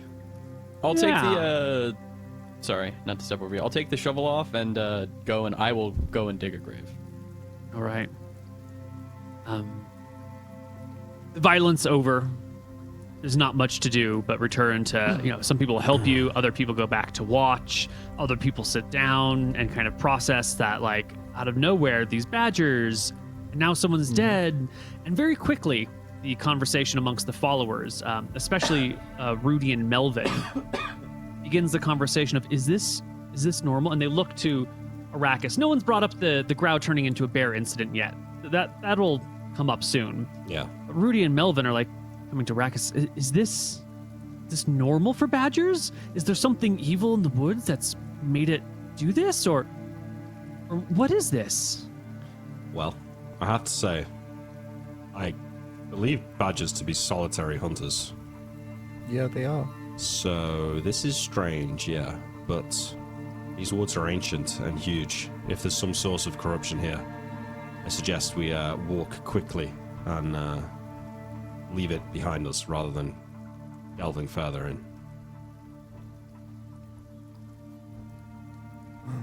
This should be a reminder to all of us that this is not a safe land, and it's only going to get less safe when we leave the road behind. It's survival of the fittest out here, and those who are weak, could fall on hard times. I assume you'll be taking Digi's watch, Grau? Yeah, I can do that. Why not? Sure. Now that we're talking about Grau, some of our remaining followers, Nihilus in particular, will speak up and be like, listen, this is a good time to bring up some weird things that we've seen. It's a world filled with magic and strange things and dragons and wizards and gnomes that turn into bears, but sometimes also humans. What? You might want to let him in, Nomus, a magicus or something. I come up close to Ursus? these two and sort of next to Grau, and I'll say, Grau here is an old friend of mine from very far away, and he and I, well, we shared a bond of sorts, and with his consent, I'm trying out some new forms of magic on him involving polymorph. That's right. Uh-huh. Polymorph's a pretty powerful spell. I didn't realize you were quite... And I didn't realize you were studied in spellcraft, friend. Well, I mean, everyone knows about Fireball and Polymorph and Power Word Kill and Cloud Kill and Wish and, you know, it's just, you never see these things. I didn't take you for a scholar, but if you must know, Grau has been touched by magic earlier in his life, and I've been thinking of ways to manipulate this and unlock powerful effects in quicker and easier ways. You're welcome for the quick look into my research. This is a pretty good explanation and argument. It's vague, but with enough specifics, like with enough plausible specifics that someone who's uneducated in the ways of magic wouldn't really know anything, wouldn't be able to argue back at it. I like the vagueness of it. He was just touched by magic, and I'm unlocking those powers, right? It's he can't pin you down on anything. The guards will nod and understand and accept your explanations, and they will all remain on watch. No, none of these people are getting any sleep tonight for the rest of the night. As that encounter ends, I'll go back, because me and Grau sleep in the same tent, so when we've got a bit of privacy, I'll say, don't feel bad about the dead chap. I'm sure we'll face much greater dangers in our journey, and if he fell to this, well, that was his fate in the end anyway. I've just never seen a group of badgers attack so viciously. Yeah, it's strange, but these I are... didn't think this would happen. This road is not very well traveled, and these woods are ancient. That much of what I told the others is true. Could be all sorts of corruption and danger in here. Who knows why these badgers have acted like this, but I think it's probably in our best interest to leave it well enough alone. I'll make sure to prepare a spell to talk to animals if we encounter something like this again. Good idea, yeah. In fact, well, Grau, while you've got that spell, if you're interested, if there is some source of corruption in these woods, perhaps some of the other animals may be able to tell us more about it. A bird, perhaps, or a shrew or something. Oh, they don't get to be very talkative usually because they're still animals, you know? They only see seed or fruit, or if we encounter someone who seems strange, I should do it, but I can also only cast this like once a day, right? When you cast it Speak with animals. It's like it's there's one like a animal range. within 30 feet. Yeah. Yeah, so we should probably take care on who I cast it on. Yeah, well, if the opportunity arises and you want to learn more, perhaps that's an avenue worth exploring, but like I said, I think the wiser move is to keep our heads down low and walk quickly. Okay. I take Digi's money. How much is it? Digi gonna have... Because he gets paid.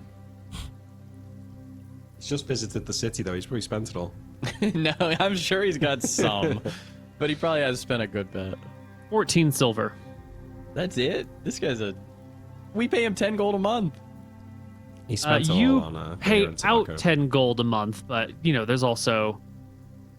Some of that's for his cost of living and supplies, and he just went into a town, and you pay these monthly things, but I don't know how often you actually pay them. So... He went to the brothels. It is what it is. Yeah. I'm gonna take the money and I'm gonna pass it out later on to the kids when we go through little towns. Excellent. Nice. I tell the three chaps, well, what's his is yours. You guys can, you know, take Digi's stuff, take it back home. I shrug. Well, these people are all old friends, so they will take Digi's things, they'll pack it up on the cart, and they say, if anyone survives this trip, we'll figure out what to do with it all on the way back.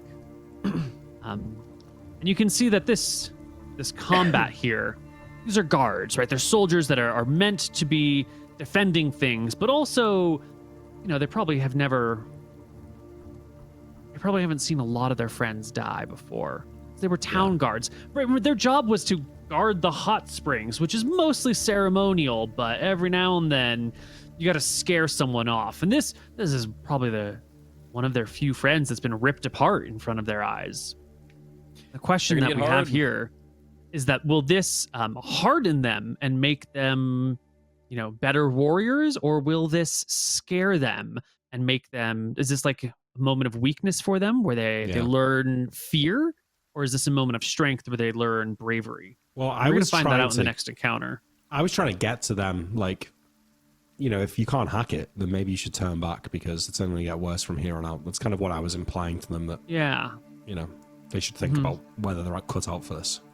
Mm-hmm. All right. Quick. Okay. I look at Growl. Morning comes. Oh, go ahead. Is he looking, chipper, happy? Is he looking like he's in mourning? I don't want to go and shit on him, but I do want to get the sense of, does he understand what he did? He's like looking to the distance and being very quiet, which is a thing that he's been doing a lot lately. But it seems like he's gotten better. But this event seems like it's kind of thrown him back into like depression mode, or like silent, just kind of staring off to the distance, pondering kind of. Okay. Yeah, that gives August the indication of he knows he's the one who really fucked up, but August being the party leader, which is what he's trying to go for, or he thinks who he is, he's where the buck stops, so it was his decision to not go and just kill the badgers, etc. He understands that Growl, or he's under the impression Growl knows that he fucked up and he's going to let it rest.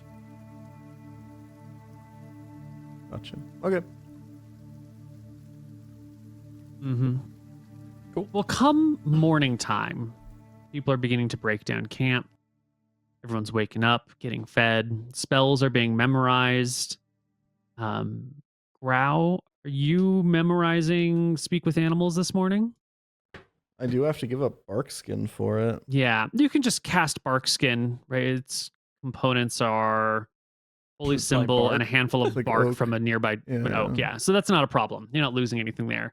You can cast bark skin and rememorize Speak with Animals, but I'm going to need you to roll me. You want to roll high. You want to roll just not low on a d20. You need a 6 or higher. Perfect. You've already memorized this spell as the camp is being packed up when one of the guards calls out, "Oh no, we're back," and points down the road, and 3 badgers are sniffing and making their way up this little path over here. Not moving super quickly, but sort of smelling around and moving a little cautiously up this path. Arrakis, the badgers are back. You're joking. No. Okay. I take a little step forward. Can I see the 3 badgers, Neil? Yeah. They see you and they kind of stop. And they're looking and they're sniffing the air, and one of them kind of scratches at the ground because this is where they were last night when they saw that light. They're smelling the air, and the body's gone. I don't know. I think the guards butchered the other badgers and made meals out of them. Oh yeah, so they're just kind of scratching around. I mean, I can't. I just cast sleep on them because just right away. Why wouldn't I at this point? Yeah. Like we can. Okay. We can put Roll them to me your sleep. And 2d4. if Gra wants to talk to one afterwards, he can. Yeah. This time I get 3, so I get 2. 2. You get 2 of them. Tragic And the rolls. last one will also just flee immediately upon their friends falling asleep. This is something happened again. There's more weird magical effects. 2 will fall Can I asleep. go and The last will flee. tie up one of the badgers? Or does that rouse them? It might rouse them, but if you're gentle, you might be able to do it. I will try and gently, this is the risk that I'm going to take, okay? I mean, you could just pick it up by the back, and I'm not really sure what it could do. Might be. I'll get Stacy over here. freaking I'll tell Stacy to from the back. She puts on her chainmail first. Perfect. Tie up the legs, then tie up the front of this badger, and then if that goes well, we'll do it to the next one. What are you doing I while have an attack Stacy's ready. tying? Okay, you just got the glaive ready in case it wakes up. If it wakes up, I'm All right, gonna Stacy. pop it. Make me a dex check, Stacy. She's dexterous, I think. You gonna do it? Oh no, I'm gonna let you roll it. Okay. She's got good It should be stats. fine. She had okay stats. 11, No. 18. All right. She does her best to tie up the badger, but it's hard to tie up a small creature without applying a lot of force, enough force to maybe bother it. And you know how cats are sort of liquid, and a lot of animals can slip through things. You got to tie that pretty tight if you want it to make sure it doesn't get away. And in the process of tying up this badger nice and tight, she doesn't have a rope use proficiency, I Yeah. don't think. The badger begins to rouse, and you can I see its attack it. eyes begin to roll forward, and you call out to Stacy. You bring the glaive down. I'm Prone. going to give you +4, but you have a 3 and 4 on this? Is a I +4 think for so. it being prone already? No, it shouldn't be. I don't know where you're getting an extra +4. I'm looking for 4 it. from level, 3 from specialization. Mastery? Do you really Mastery? have +7 to hit? Yeah. At 5th level? Yeah, okay, you just do have 7 to hit. So with another 4 for it being prone, that's a 14. Your glaive will come down, and it'll hit. I don't know how badgers have 16 AC, to be honest. I don't know how to justify quick. that.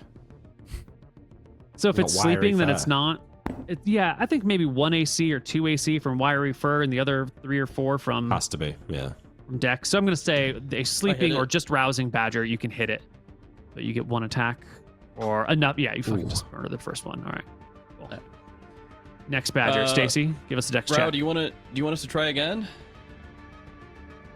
I want to talk to them. Yeah, So do you want me to try and tie it up, or do you want to just wake up and then try and talk to it? we should. Can't you just grab it? Well, that, It's gonna I mean, worm free. I kind of shrug. I don't think that's good. I don't think that's a good idea. Oh, I get the net. Yeah. I brought a net. I get the Okay. net. I put the net over it. Did you bring a net? I thought the net I was did. discarded because it wasn't. No, we like the Oh. You net. couldn't carry lodestones in it. We couldn't carry lodestones, but I think a net's still good. But we I can think roll if you no- want to bring it. Yeah, that's fine. Yeah. I just need to charge you a little more because I didn't charge you for the net. Oh, okay. I think nets are a good thing to have. They're people catchers, badger stoppers. Yeah. Shell, really? Another 30 silver for a nice, good fishing net? Seems like a lot, but okay. Okay. Yeah, you can toss the net over the badger and slowly scoop it up. Why don't you? This is a lot less damaging than or interfering than Strength a check? rope. So why don't you give me a dex check at advantage and +2? All right, here you go. Yeah.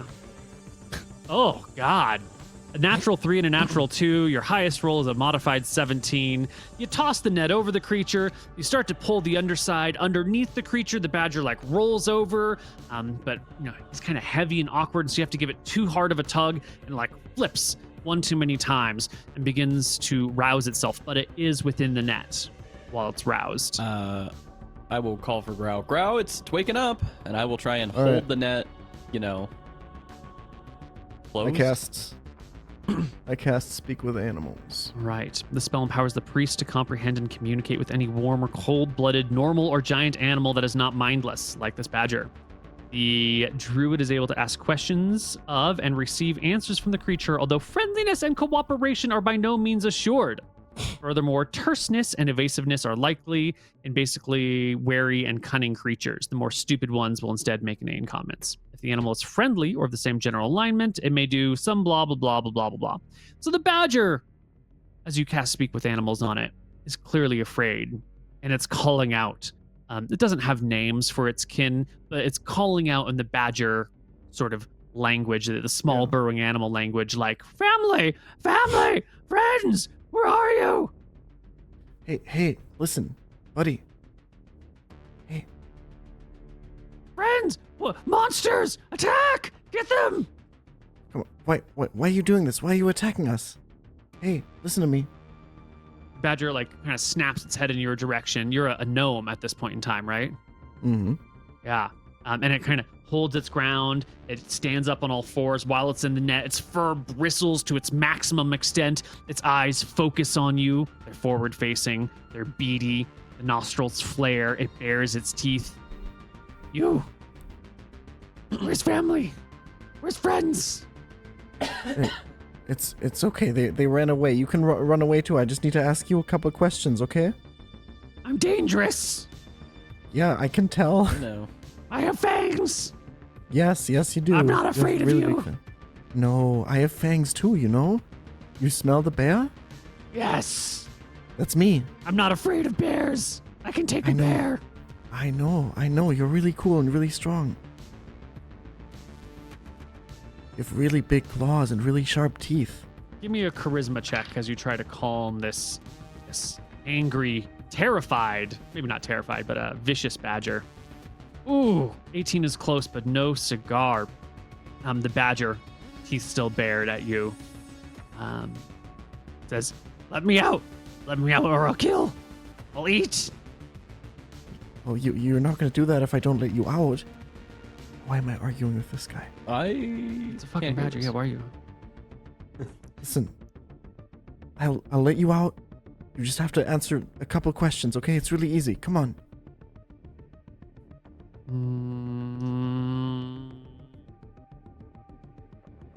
Badger morale is very low. It stands there, it bristles, but it doesn't stop. Or it doesn't thrash. It doesn't rip a hole in anything yet. Listen, why are you doing this? Why are you attacking us? Why are you all together? Why are you all attacking us?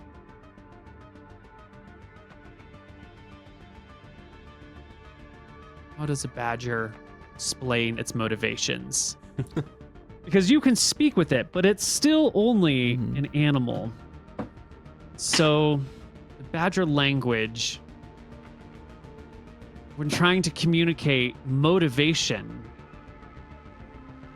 will tell you, will communicate, we're putting words to things that are not clearly strong sentences, but it'll communicate to you that this is the natural order, that the strong take what they need from the weak, and the honey and the badgers are the strongest of all.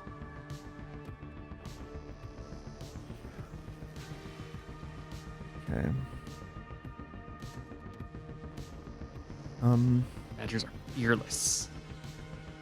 Do you have someone you follow? Do you have someone who's telling you to do stuff? Who's the Yes. strongest? Who's the strongest badger? My stomach is the strongest. Oh. Well, we can I just do as it says. Is there any food around? There's probably some food in my fucking Yeah, pocket. there's some roasting badger. I throw him a piece of cheese. It'll look at the cheese and look at you. It's in fight It's food. mode. You don't always eat when you're in fight mode, but it does smell pretty delicious. So the badger, I'm assuming the net is, we haven't really talked about what you've done with it. I'm assuming the net has like underneath the badger, but it's still on the ground and you're not holding it up like directly in front of you. Yeah. Yeah. So the badger still I'm probably entrapped back in the away net will, with my glaive. yeah. It'll scamper forward, still caught in the net, and like grab the piece of cheese with its claw and drag the cheese underneath it and stand over the cheese in like a defensive, angry, guarding position. But it won't, it'll stay on guard instead of losing its shit. If you're hungry, I can give you lots of food. It's okay. We can just talk. Friends? Family? Friends. Where's family? I smell They all family. ran It's okay. They all ran away. I'll let you out later. You can be with them. Cowards. You want me to Only remove fight. this net, Grow? Not yet. Is it going well? Okay. Listen, Yes. when... The fuck can I ask this guy? I want to say it. A badger. And how could you communicate with a creature so dumb? True. That's how I feel every week. Don't talk about Fran like that. Fuck, Nice man. save. Jesus.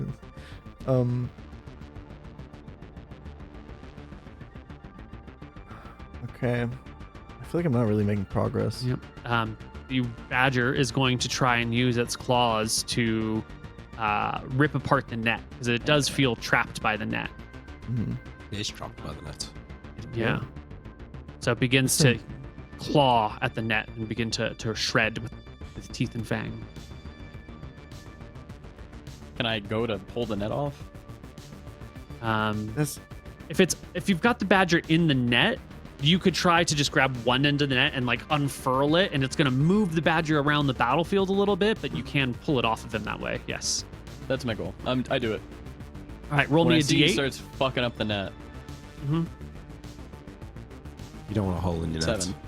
No, you The can't badger have all will of end that. up kind of going this direction, and Stacy will back off. You can back That's off, good. and you can get the net out. And the badger will scamper back to its piece of cheese, grab the piece of cheese, and it'll just stand over the piece of cheese and look around ferociously. And now it'll begin to go towards the gnome who's No. speaking to it. Oh, okay. don't do it. You have cheese. There's food right there. You don't have to eat me. Come on. It's okay. No. It's a good lesson Nope. for him to learn. The badger feels no fear. Badgers do not back down. Badgers are not afraid of bears. Badger comes towards you. It's angry. It's been in a net. It doesn't know really what you're trying to get at. Fuck. Roll me initiative, Grow. You I and the go for my badger. glaive. Can I roll in, or this round I'm doing the net? I think you can roll in, but give me like a penalty of 2 to your glaive. Okay. I'm just gonna roll in, and then I'll give you the penalty. I think I'm staying out of this one. It's gonna be 18, and Stacy's good to roll in, or no? Yeah, Stacy will roll in 2. 7. And same penalty of 2 to her. So she's at 9. 9, and I'm at 18. Okay, Growl, you see the badger coming towards you, and your heart drops. You know it's going to try and kill you, or at least attack you. Maybe wound you and drive you off. You know, badger doesn't necessarily need to kill you. Maybe it just needs to like score a couple of hits before it feels confident. Maybe you can run. I don't know, Growl. Are you going to be driven off Turn by a into a- badger? I turned into a bear. Bam! Badger feels no Can I- fear at the bear. Mhm. I can't keep speaking to him, right? Now that I'm a bear. Oh, that's a good point. I think you should His be able spells to. are still gonna last. I think he should be able to. Yes, you can speak as a bear. Okay. I turn into a bear and I say, I told you I'm a fucking bear. Oh, shit. Oh, wait, when he speaks as a bear, he doesn't have an accent, actually. I Right. think that makes sense, yeah. I'm not afraid of a bear, says the badger. But you can get your full round of attacks off before it closes, before it gets its attacks. Round 1. I'll teach you to be. First claw, 7's a miss. It ducks Second underneath claw, it. Oh. You smash it across the face. Crit table. And another D3. and another Roll me, D3. roll again. Oh, And crushed. there it Crushed. goes. No hope for survival. Hold on, it actually does have 1d8 plus 2 hit points. Ah! Oh my 9. god, this is The the badger fattest from badger I've hell. ever seen. Wait, you still got Right, one more you- attack, though. Yeah, for I bite 7. 13. 13's gonna miss. Oh, no. Saving throw It's versus okay. death is a failure. Roll me a 2d4 on the crit table for severity. It's a natural 1 too. Yeah, don't you have to roll another d20 now? On a Um, natural one? Do. Not on the crit table. It won't. Well, maybe if it rolls super. Maybe That's if what it's you- in I thought another. that's what you'd Okay, done it's in the fine. It's last. fine. Roll me a Roll 2d4 growl growl. for its severity and a d10 for its location. 4. 10. That's the head, You I think. smash it across the head. The head is grazed, which takes a while for it to recover from. It is stunned for a full round. And so you bat this creature. I'm going to say with the mass difference makes the badger like, was your second claw attack? It's your left hand. You bat the badger over here, and it just like, it takes a moment as it's completely stunned on the ground. and Who's the fucking dazed. strongest creature in the forest now, huh? And I claw at it again. Yeah. Well, I think you could get a full round at it if you want. Wait, what about Another- Stacy? another And crit. there we go. 2 badgers. Another Growl. badger bites the dust. Does Growl eat the badger? No, I'm beyond that. It's beyond that. I'm a fucking civilized bear now, okay? I merely sniff at the organs and then think about it for a second, but then just leave them laying there. I You love gotta it. see, Grow. These things are wild animals, man. They're not like you. They can't listen to reason. Bad news, bad hombres. I'm a bear. As this is happening, I look over to the people that I'd lied to about turning him into a bear. How are they looking? Are they paying attention? Do they look concerned? Do they look like they've seen something that contradicts my story or not? It's a great. Give me a charisma check to see if you can read such thoughts across their faces. If I can describe the situation, I feel like what would be most likely in the situation, they're watching the fucking gnome make weird badger noises at the badger. And then they're watching the badger jump out of the thing and jump at the gnome, and then he turns into a bear. I feel like by the time they look back to Arrakis, he's already making spellcasting movements, right? Could just also be contingency, like. Yeah. Well, also they never take their eyes off the battle. They never even look to Arrakis. Okay, cool. So that's your feeling, is that they weren't even paying attention to you. Yeah. Right. Well, we can continue with this day. Yeah, let's get out of this cursed woods before we're attacked by any other small burrowing creatures. Yes. And the day will be spent talking about the terrifying badgers, how scary they are. But that's not the only interesting thing that happens today. Somewhere around noon, there's an unusual sight overhead. You can hear the screechings. And as you look up, you will count 11 eagles swirling in the air. Now, you're underneath a canopy of trees. Not like they're circling you and trying to attack you, or maybe they are, but it's an unusual. I wouldn't call out a regular, just one eagle, but 11 eagles gathered together. Odd. How strange. There's certainly something going on here. Is there anything we want to do about 11 eagles, or are we just observing? We keep it pushing. Are they directly above us, or are they somewhere else? They're not directly above you. It's a big forest. In theory, I could paralyze one of them and bring it down, and we could capture it and speak with animals on it, but I'm just not sure that You just don't even care. I don't think we're here for that right now. I mean, I think grab us a little bit. I say we keep moving on, and if when we come back through this way, there's still weird shit happening, then maybe we can investigate it a bit more. Also, if you paralyze it, I think it's going to fall down and die. Yeah, it might do. I don't know. Birds, do they have hollow bones? Maybe it'll be okay. I'm not sure. I might have made that up. Yeah. We keep it pushing. All right. There's nothing else interesting that day, except for the swarm of eagles. The next day, I need Arrakis to roll me a 1d100 and Grau to roll me a 1d6. You mind if we go to break real quick? Perfect. I'll be right back. Patreon.com over there.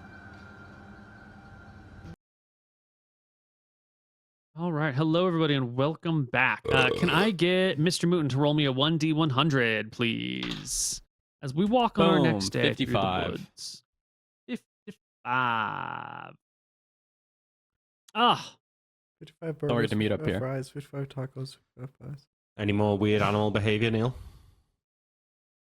Yes, slightly more. Just a smidgy more. Nick, could you And roll where are we me on the map right now? This is your 5th day of journeying between Valebrook Just a and guesstimate.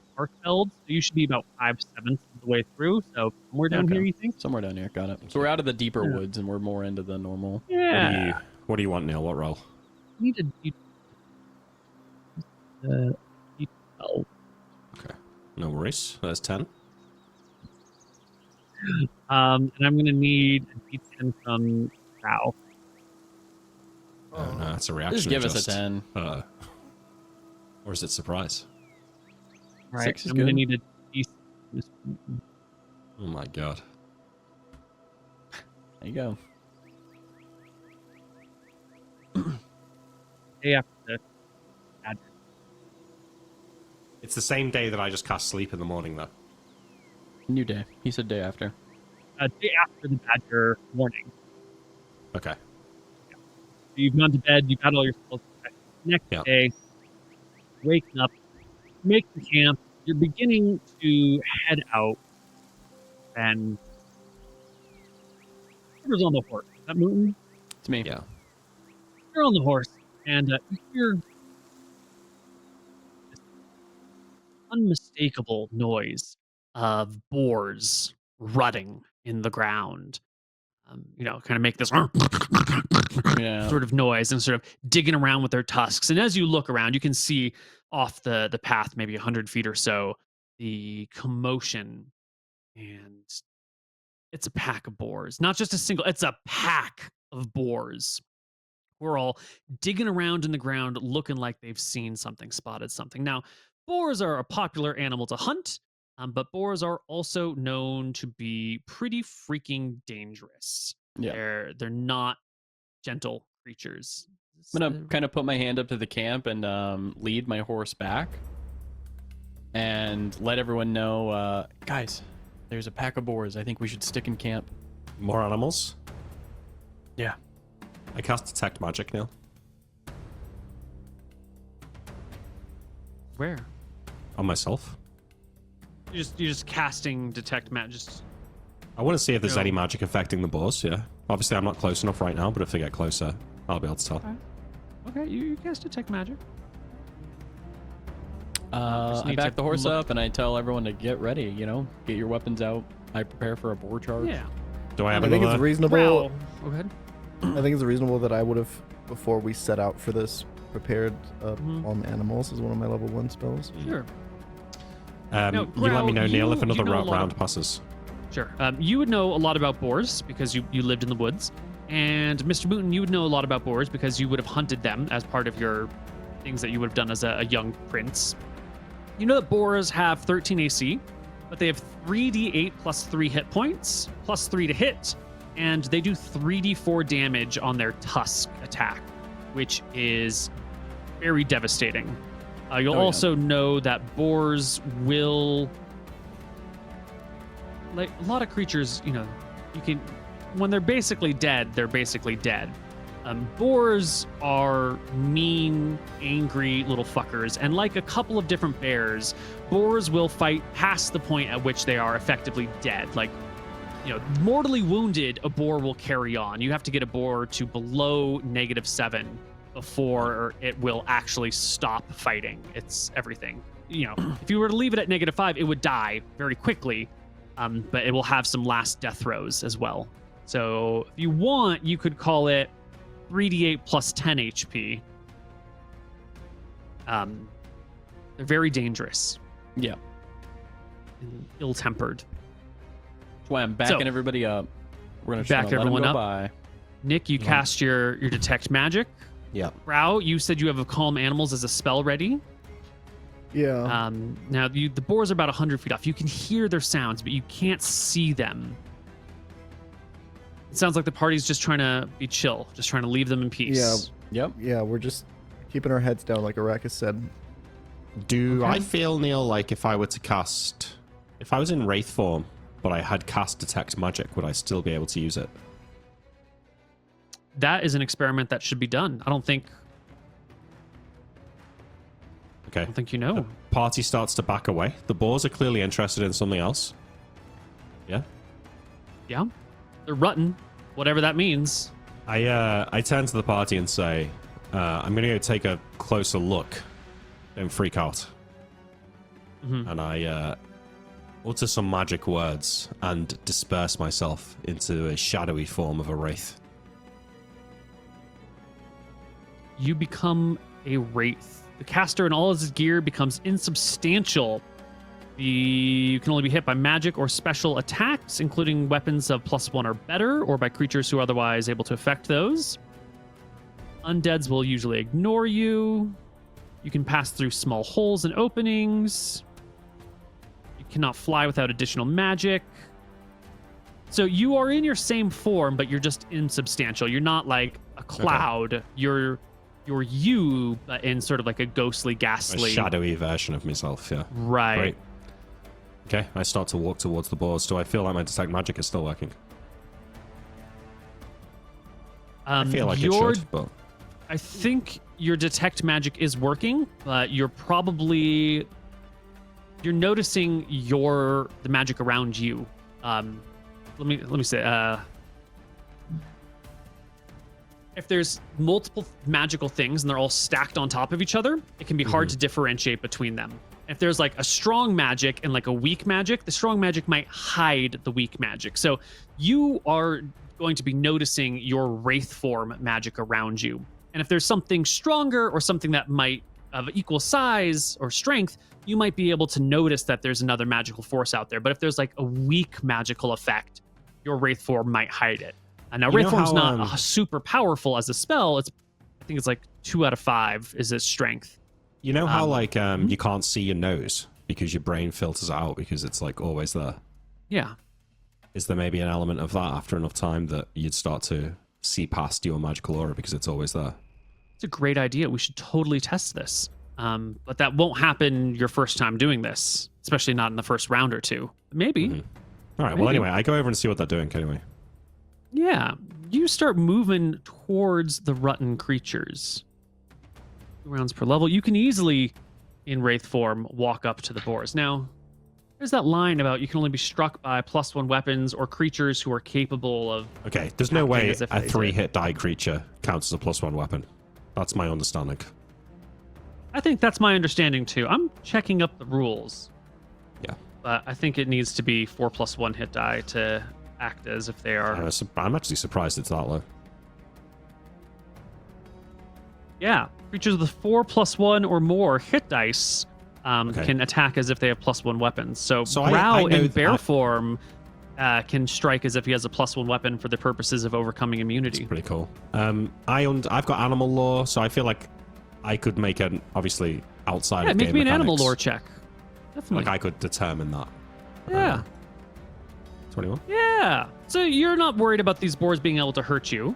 And as you get closer to them, you realize what they're after. These boars, they're not a danger to you right now. These boars have something. There's something buried in the ground here that they are ravenous to get at. So they're using their tusks and their snout to begin to dig. There's either some delicious food or it's got to be some sort of food thing.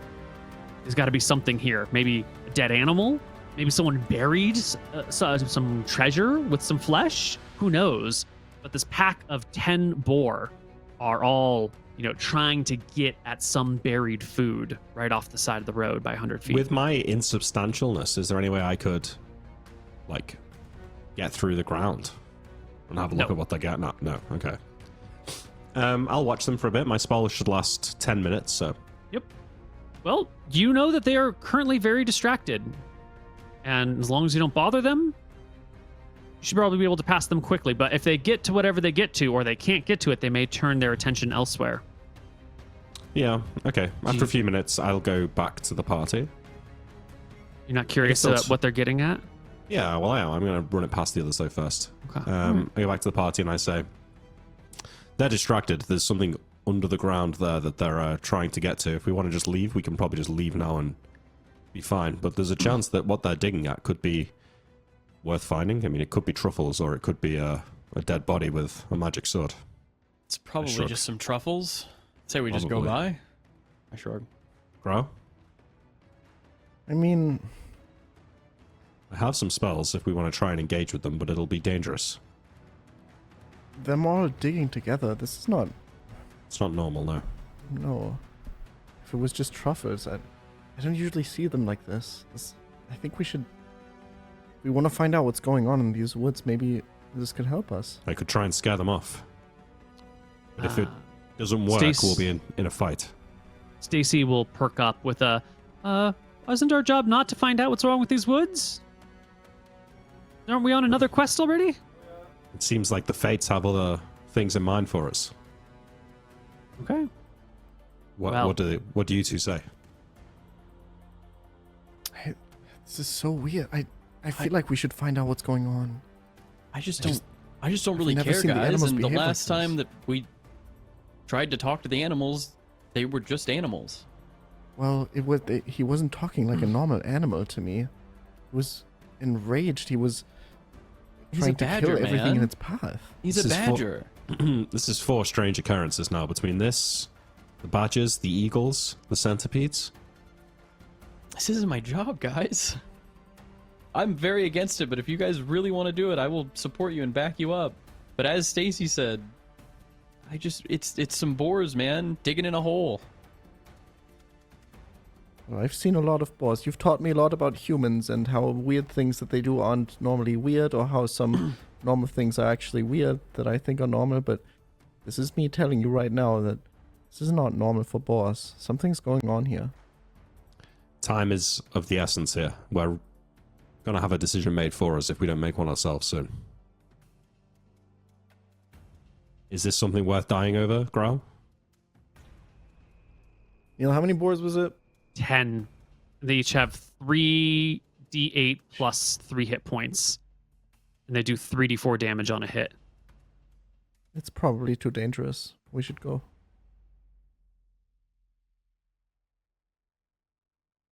Let's move Just that. let me know what to do. Yeah. All right. Is that the decision to move on? Yep. All right. Cart in tow. Everyone quickly moves past the boars on the road. I end my wraith form with a word and Wondering. cast a glare at the other soldiers if they were looking at me. Not a glare so much yeah. as a... Yeah, that's right. Yeah, no, there's a lot of like, oh, fuck. Who are these people that we got involved with? What are they capable of? That's right. Okay, but that's that, you know? Everything goes pretty well. There's no more encounters for the next 2 days. You get to Arkfeld on your 7th day. Wondering, what about those boars and badgers and eagles? What is going... You know, there's a lot of weird stuff happening in the world these days. As we get towards Arkfeld, I'll say to Growl, if something's going on in these woods, if there's a wizard in Arkfeld, I'm sure they'll know more. I'll see if I can find anything out.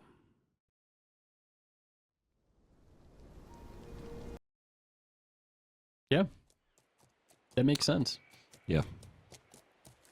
So we go into the town, Neil? Okay. And you are going to look for a wizard. Yeah, and we need to stock up on supplies as well. I think we probably spend a night here. Yeah.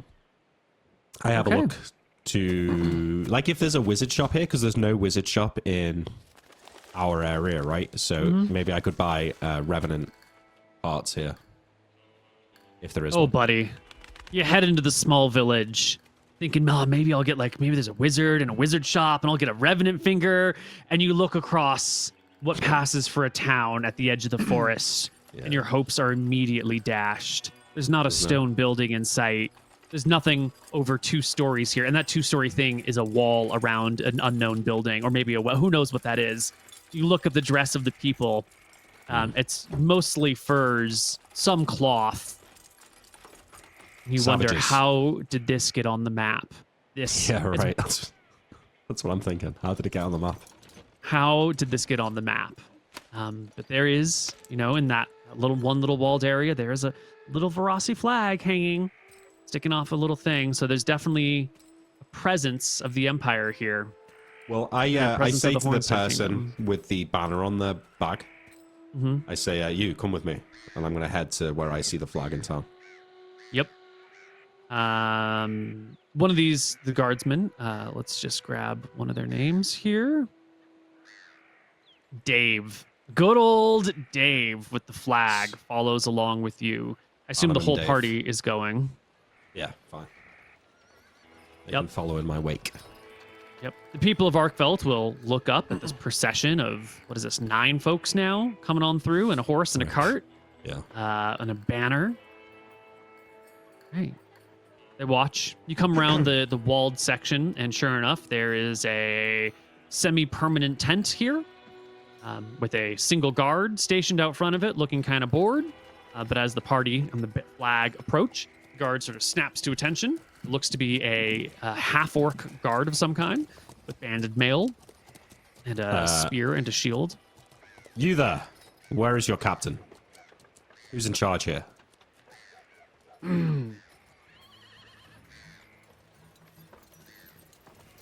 I don't am have all day. Yishan. I am Yishan. The captain is out. I will take your orders.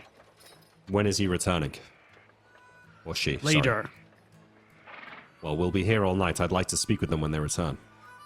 Our orders are from Magistrate Zara in Valebrook.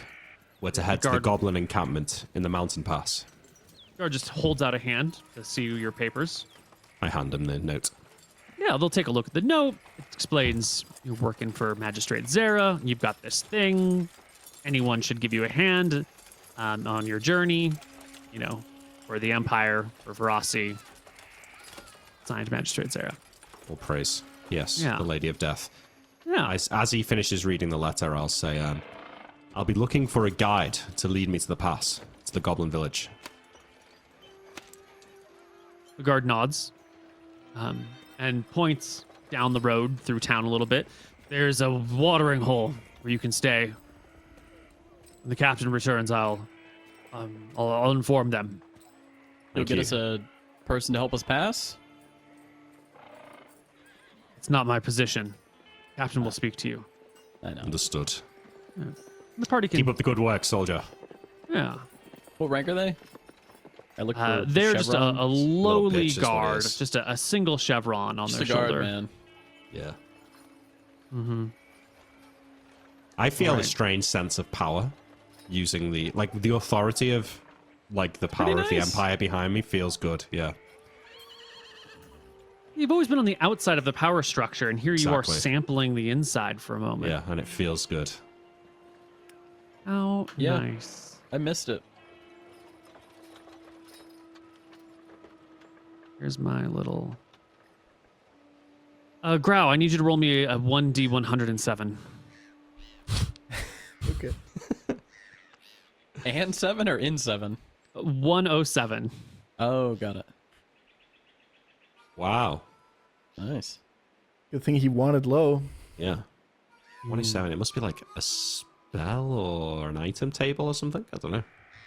Well, you can go to the local watering hole, which is ironically called the Golden Throne, but it looks to be made out of like sticks and thatch, and there's clearly a hole in the roof where no one's bothered to patch it because the weather's been kind of nice, but there's like a bucket or a barrel that's been placed under it to catch whatever rainwater comes through.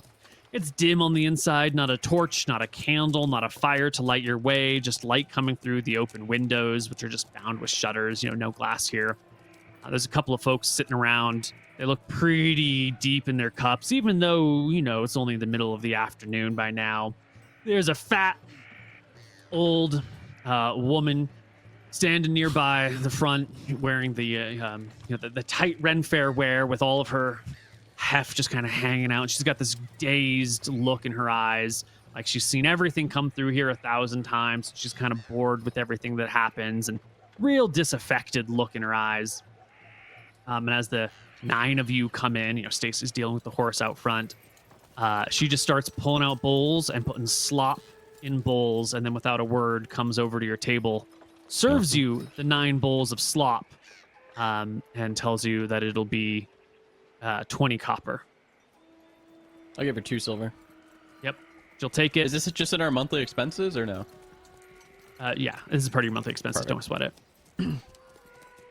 She takes it, heads over to a cask of something, pours a little bit in everyone's cups, and then goes over to like a different barrel, not the one Water. that holds the rainwater, and chumps some water in with whatever liquor or beer or wine, and slops it so it's like 1/3 booze, 2/3 water, and then she'll come and bring those 9 beverages back to everyone and tell you another 18 copper. You Rao can pay out tries it. again. Yep. Rao tries it and wishes he'd just eaten the fucking badger. Yeah. Oh, you didn't taste the badger? The badger was good. Nope. It's a quiet bar in a dark. Smells a little bit like wet feet. The ground's a little You got muddy any in some music here? places. I call out to the tavern keeper. She raises an eyebrow at you and calls slowly over her shoulder.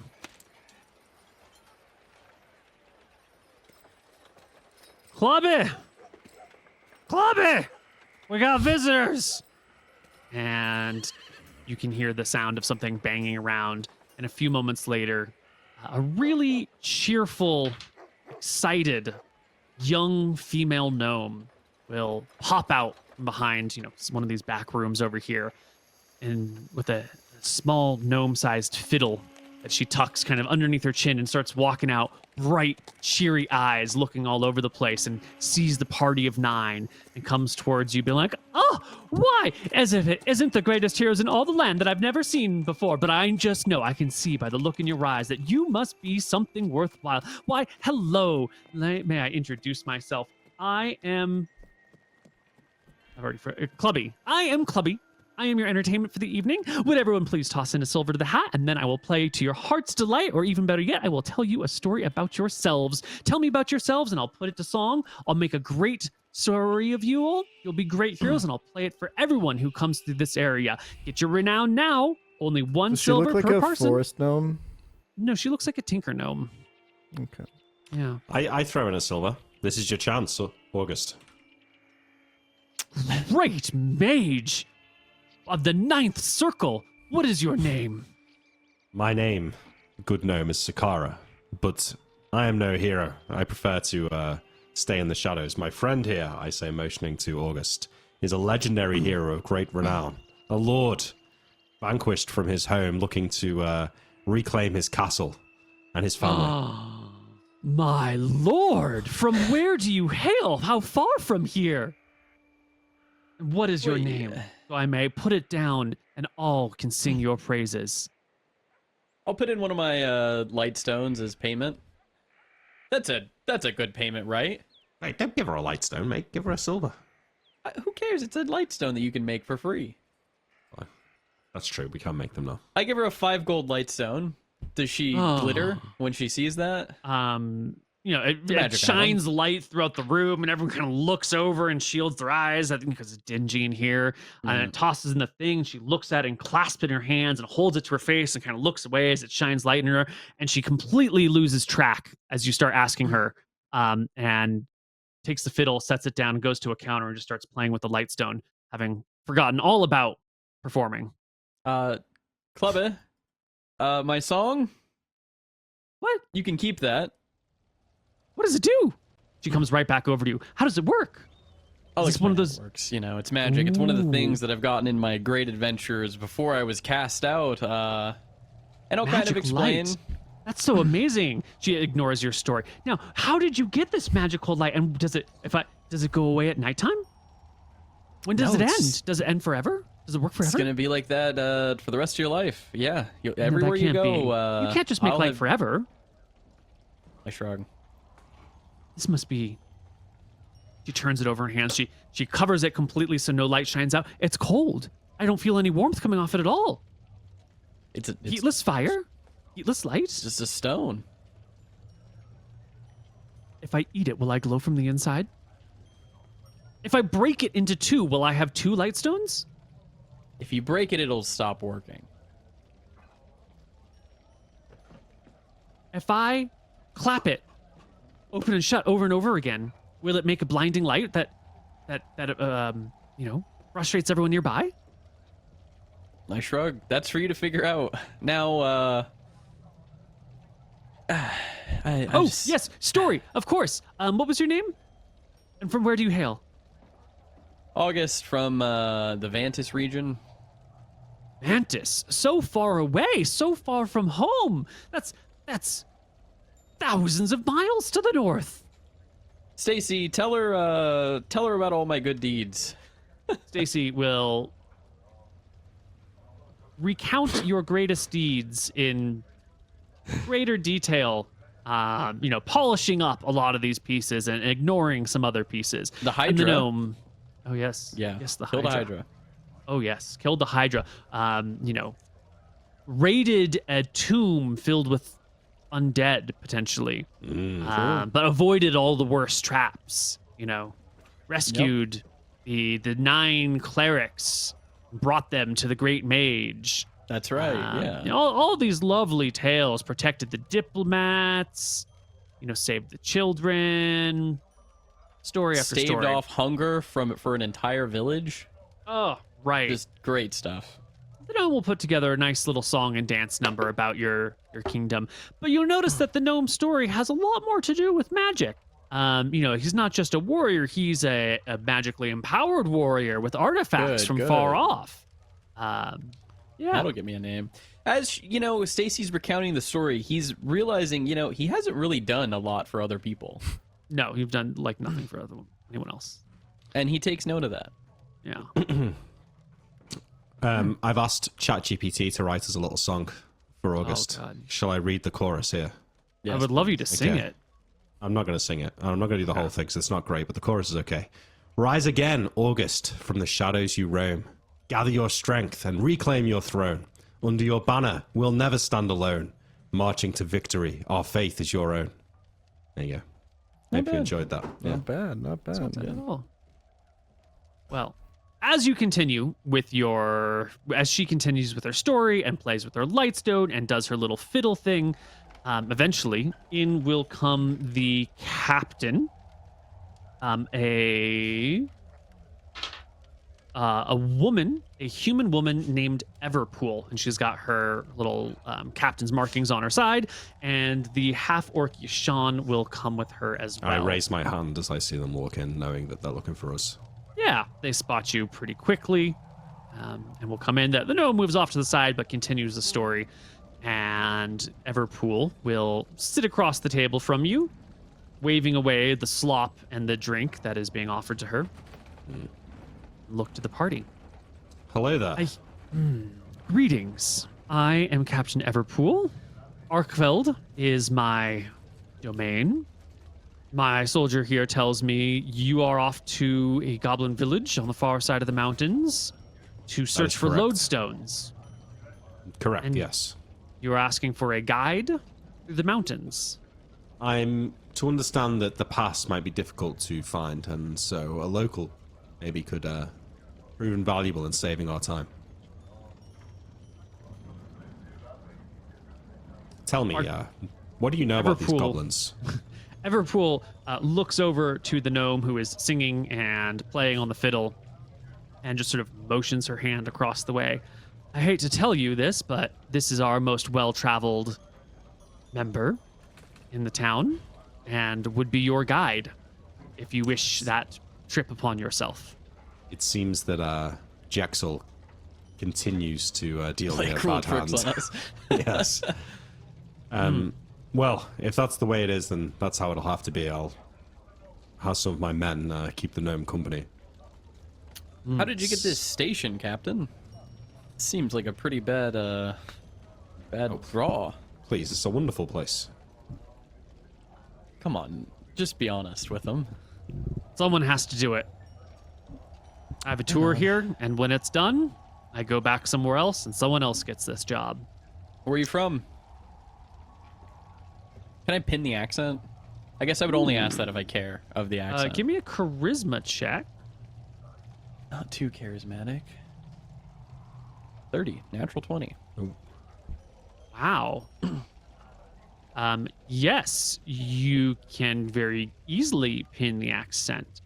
Just need to pull up the name. Your dear captain here, Captain Everpool, is from the same. Like we talked about Vantis being one kingdom, like one small principality in this greater kingdom over here. She is from the opposite side of the kingdom, from near or around the city of Tarnwood, near the brackish wastes, in the far east of I think it's the Miklagard kingdom up there. Miklagard kingdom? Like I'll that. put on my accent. You're from Tarnwood? I am. That's a very good ear that you've got there. You sound like you're from Vantis. I nod. I think. Being she can from make that charisma check. Castle... Yeah, you can see. Nope. She rolled a 1. She has no idea where you're from. I take it back. Oh. That's an excellent ear that you have. How do you know? I'm from Vantis. I maybe a bit more noble than Tarnwood, I'd say, chuckling to myself a little bit. Castle Valenskar, nice to meet you. She seems I hold out a surprised. hand. She'll take your hand and shake it. She'll note that you're wearing the banded mail of a Varasi soldier and that you're flying the flag of the magistrate of the Hornstead Kingdom. She'll make her own inferences on these things. Crazy what happened to the Nefarious family, isn't it? Not really.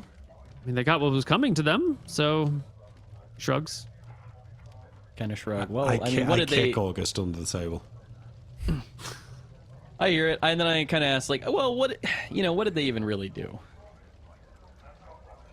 They resisted the impossible storm, and they paid the price. Here, they're all I dead guess- now. That's what I hear. Praise be to Verasi. Praise be to Praise be Verasi. to Don't Verasi. stand in her way. It's that easy. Foolish. It's that just move forehead. Grau does not repeat this. Yeah, neither do Nice. the other people nearby. The rest I of your repeat team it. is just kind of quiet. If you two are done reminiscing, tell me, Captain, what do you know of this goblin village? How many of them are there? Are they respectful of the Empire, or will we have to teach them respect?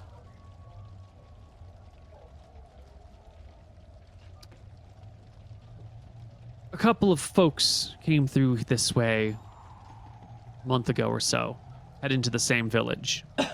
Came back as well. Well, at least a couple of them came back. Had some lodestones and everything. I'm actually surprised to hear that more people are headed out this way. I thought this had already been done. That's interesting. What were those Yeah. people like? Were they Mercenaries? officials? They have a letter? No, just mercenaries heading out to Wow. go yeah, on behalf of Magistrate Zara. They said they came, Oh. stopped by, asked for answers, but they didn't have any paperwork or flags like you. Said they needed some lodestones. They needed help. Asked for directions. I showed them to to our dearly beloved scout over here, and they said they'd do it on their own. I think They, maybe 6 of them went out, and 2 of them came back. Looks like they'd been in some scraps, but had pockets or a bag full of lodestones, all right. The planes on the way there, dangerous? Somewhat. They're not totally safe. Enough to kill 4 men of a group of 6? They said that wasn't the planes that did it. There was something in the mountains. It was a. They said their first couple of folks got eaten by giant ants when they strayed too far in the hills, and the others, met their fate at hands of an angry mountain giant. A mountain giant? Yep. Wow. Threw a rock, hit a couple of them. The others scattered, ran off. Didn't stand and fight the damn thing. But they said they were able to extract all they need from the goblins without a worry. But that was only a month ago. Well, 2 months by now? She ponders in her head. Within the season. Well, it's not for us to question the will of Magistrate Zara. If she asks for lodestones, she must need them. A lot of lodestones. What do you think she's doing with them, wizard? Research. A lot of lodestones. Is Everpool your last name? I ask. I'm sorry, what are you implying? No. Everpool is my first name. Yes, it's a weird name. Should have seen my parents. What's I know yours? you might... She looks at Garp. August. It's a very proud and fancy name. Do you have a last name? I shrug. What were you saying? I look over. Sakara? I was saying, what were you implying with that statement about the lodestones? You're not questioning Magistrate Zara's plans, are you? No.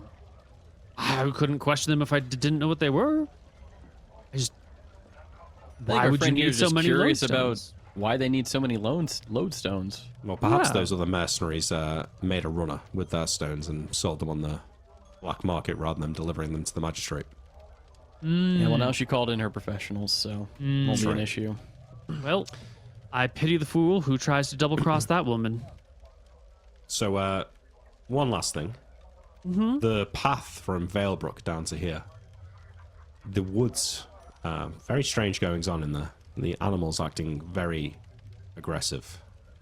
Roving bands that for animals that usually act alone. You seen this? You know, the woods. Was... The woods, the great forest here, they say has 3 depths. I've only ever seen the first 2, the light woods and the the deep wood. They say if you get all the way up right against the swamp that they become so dense and thick they blot out the sun. I don't know about all that. But I know that the difference between the light wood and the dense wood here brings with it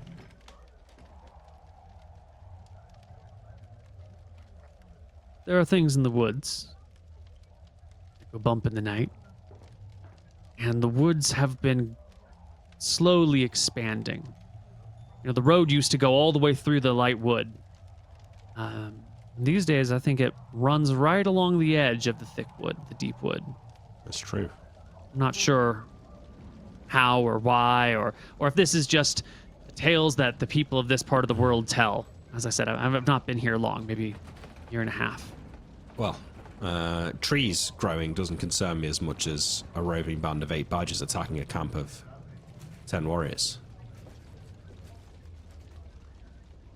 One of them killed a man with a single blow. A badger.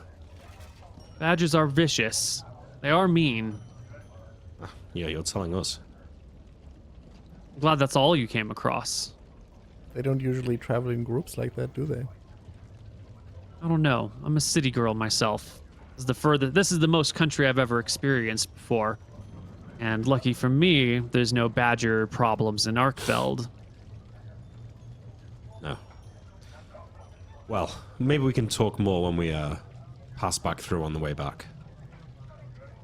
Do let us know. Have a think if you can think of any other incidents that might be of interest to us. I'm sure that Magistrate Zara would be keen to learn about what's going on here. I will give you this one bit. Because I've lost a few people to this already. If you see a small, diminutive, cheerful fellow in green with a red beard, who dances at you with riddles and promises you money, do not follow him into the woods. I know it sounds ridiculous. Story. I know tales of leprechauns sound fanciful, delightful, upbeat, and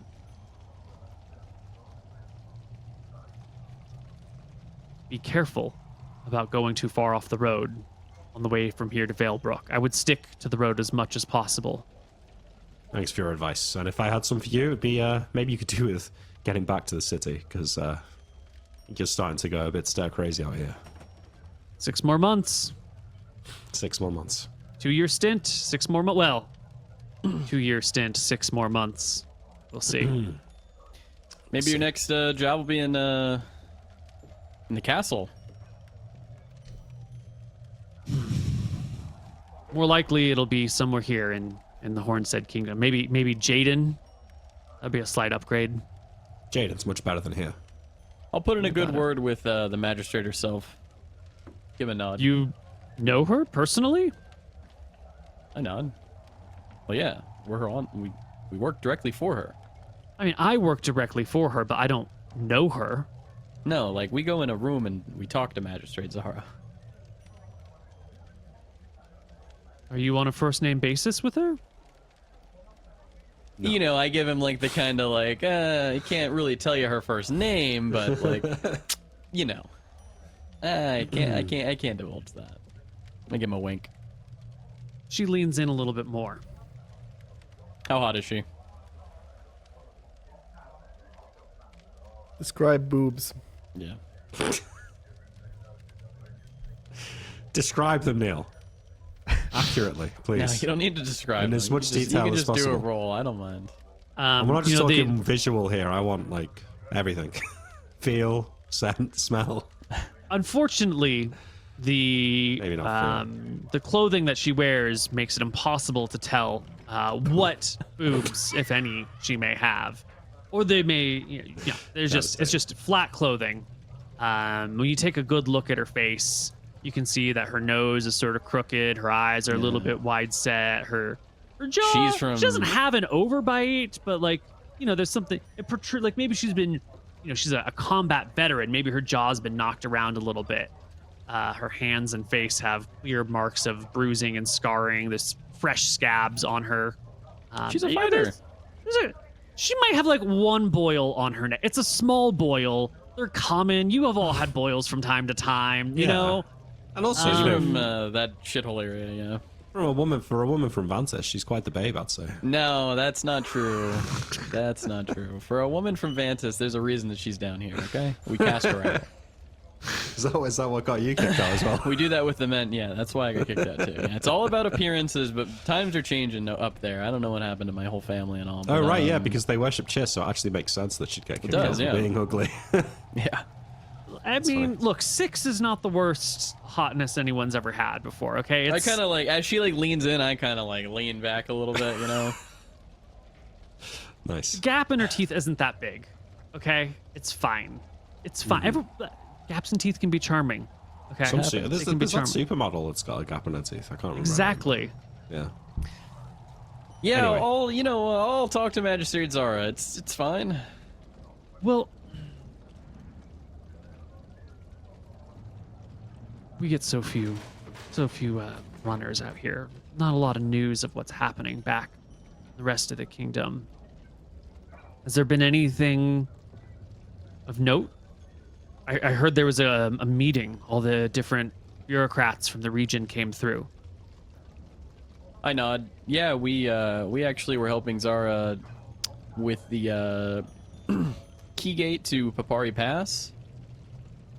You know, I slayed a Hydra, kind of helping the diplomats pass and whatnot. Mm-hmm. And what came of the meeting? Damn, she didn't even react to the Hydra thing. Crazy. I shrugged. That's classified. I'm sorry, I can't just pass that information out. Nice. Well, we're so removed, so far out in the woods, so backwater. I mean, you could say anything out here and I wouldn't narrow get my farther eyes and than say, the rules exist for a reason. Mind your tongue, soldier. You're dismissed. she'll meet your gaze and say, "This is my town. You do not dismiss me. You are guests." Uh-oh. You work for Magistrate Zara. Therefore, right now, you're working for us. I kind of point to the note on the table that probably is out in front of Arrakis. I'm gonna talk to Magistrate Zara about you. Let it be good things, not bad things, Captain. She makes a note of glancing for any sort of insignia or ranking on you. I'm sorry, I didn't catch your rank. Peasant. Oh, shit. Ooh, the peasant strikes a bit deep. I'll put on the noble accent, and I work directly for Magistrate Zara. The kind of business I'm in, I don't have a rank, but I can tell you that I outrank you.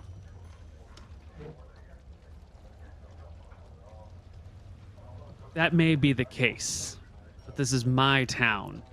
We're a long way from Valebrook. Magistrate Zara ain't coming out here to deal with me over nothing. Now, you don't want to answer your questions, that's fine. But watch your tongue. I've said what I said. You can leave me and my friends at our table. Please, let's not fall out with each other over misplaced words. I'm sure that August didn't mean any offense, Captain. I smile.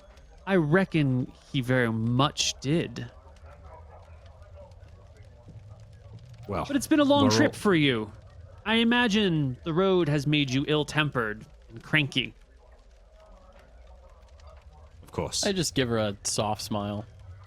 She's not going to do anything. She's going to be in this backwater shithole. I don't Yeah. need to get down to her level. Like, you this don't. is where she's going to stay.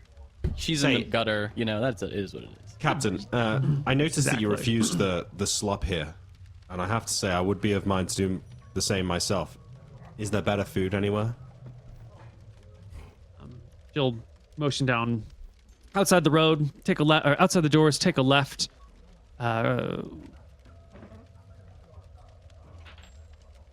Young woman named Cookie It's got a little restaurant. You can get some Fantastic. half-decent grub there. Thank you so much. I'll drink the rest of Thank my you. drink and stand up and say, well, I hope to have a chance to speak to you when we return. She'll stand up as well and reach a hand out to shake yours. Best of luck. Try Thank not you. to steal any lodestones. And then she'll make a motion for Yishan to follow her, and the two of them will head out. I turn to Grau and say, hey Grau, why don't you go and speak to the gnome lady and see if she'll accompany us to the pass? You want to take her along? Yeah, I think we could use a guide. Unless you feel differently. No, we can do that. It sounds good. I like her songs. Alright. They sound like music. Grau attempts to give some media criticism. Grau gets up from his chair and waddles over to the gnome. Hey, other gnome lady, hello. Yeah, she's still been like playing in the background during all this, but like her song's been getting quieter and quieter as the situation got tenser. And as you approach, she turns and like is about to start a new line, and then goes, "I didn't catch your name." It's Grau. Growl, growl, growl. Your boat? No, that's not. No, never been on a boat. You've never been on a boat? Well, No. would you like to? Oh, I'm sorry. There's no rivers nearby, but you could. Anyway, what did you need me to say? Well, we were gonna head over and eat some actual real, food. Maybe you could accompany us and show us around. We kind of need a guide around here. Ooh, I promised Venus over there that I would be playing in this inn. It's for my room and board. It would be against my contract to eat elsewhere. But if you want to hire me as a guide, well, where are we going? How far is it going to take? I'm not really sure how long we're gonna take to get out here. How long we're gonna take out here. There's some stuff I don't know anything about. Grau like empties his like pockets out and there's like no money in there at all. He's starting to realize that he's gonna have to like he's gonna have to like manage NPCs himself now. He's gonna have to pay people, and he decides this is too much for him. Can I come right back to you? Why don't I follow you? Growl. Yeah. As Grau and the gnome return, I say, well done, Grau. Welcome to the team. And I say to the gnome, Hello. hello. So she says that she can guide us along, but she would have to be paid for it. Yes, of course. We have money to pay you. We're traveling to the mountain pass. I'm told that there is a village or an encampment of goblins, and there's a pass through the mountain range. That's what we need you to lead us to. Oh, the goblin, the Valley of the Goblins. That's where you want to go. A dangerous and frightful journey. There is a secret pass through the mountains that few know about. I, as a well-traveled musical artist who have seen and visited many wonderful places, did once visit these very mountains as a prisoner in a cage, hauled up the mountains, offered to the giants there as a sacrifice, and yet my words were such that the giants applauded. Wow. Praised me and set me free for giving them entertainment for 40 days and 40 nights. That is some tale. Yes. Someone should make a song about that. Well, I have. Would you like to hear it? Yes, please. It's called How Clubby Clubbed the Mountain Giants. It should be How Clubby Clubbed the Clubbers. Well, they don't club. They throw rocks. Oh, It wouldn't have made okay. any sense. Fair. I didn't club them. I charmed them. Yes, well, we'll have plenty of time to hear your music on the road, but how much will your services set us back?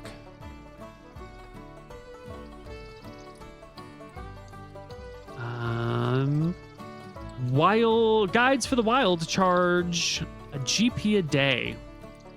So she says to the mountains and back. Well, you're going to go to the mountains and then the village, so 220 miles. Traveling at maybe 15 miles a day, 14 days. Let's just call it a flat 14 days, so 14 gold. Let's round up to 15 gold because it might take a little bit longer. $1,500. That seems fair for like a month's work. No, for half a month's work. For half a month's Yeah. work? That's not too bad. Yeah, $100 a day. to What be about a the guide through the leprechauns? Oh. I pay her the 15 gold. Yeah. Well, at least I'll give her half now. I'm taking it all off, Neil, but I'm just going to give her fair. half now and half Sure. when we return. She'll tell you that the stories of leprechauns are much exaggerated, that the diminutive fey creatures of the woods are nice and friendly as long as you're nice and friendly, and as long as you've got sense in your head, and, no gnome has ever had problems with leprechauns before. It's only, the greedy, evil people who want their treasure and their gold. Yes, those who are easily manipulated by their baser urges, unlike gnomes, who are really some of the more refined creatures in this world. A gnome knows what it wants, and what it wants is its own freedom, its own ability to do things, its own ability to figure things out in the world. No, that's we just enough need now. our tool. Please, yes, thank you. So we're going to go and get some food now, if you'd like to come with us. We're setting out at dawn. Maybe you should get some rest, actually. She walks over to Venus, the woman who slopped out your food and drink, and tells her that she quits, and then heads out the door with you. Amazing. Okay, I quit. We go for dinner with the gnome. All right.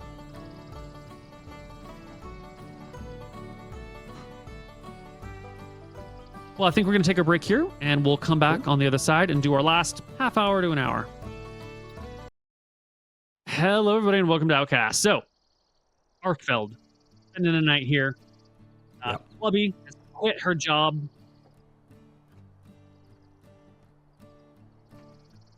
Hello? Issues? Test? Hello? One? Test, Good. test. You We hear good? me? I can hear you. Yeah. All right. All right. Sorry about that. Yeah.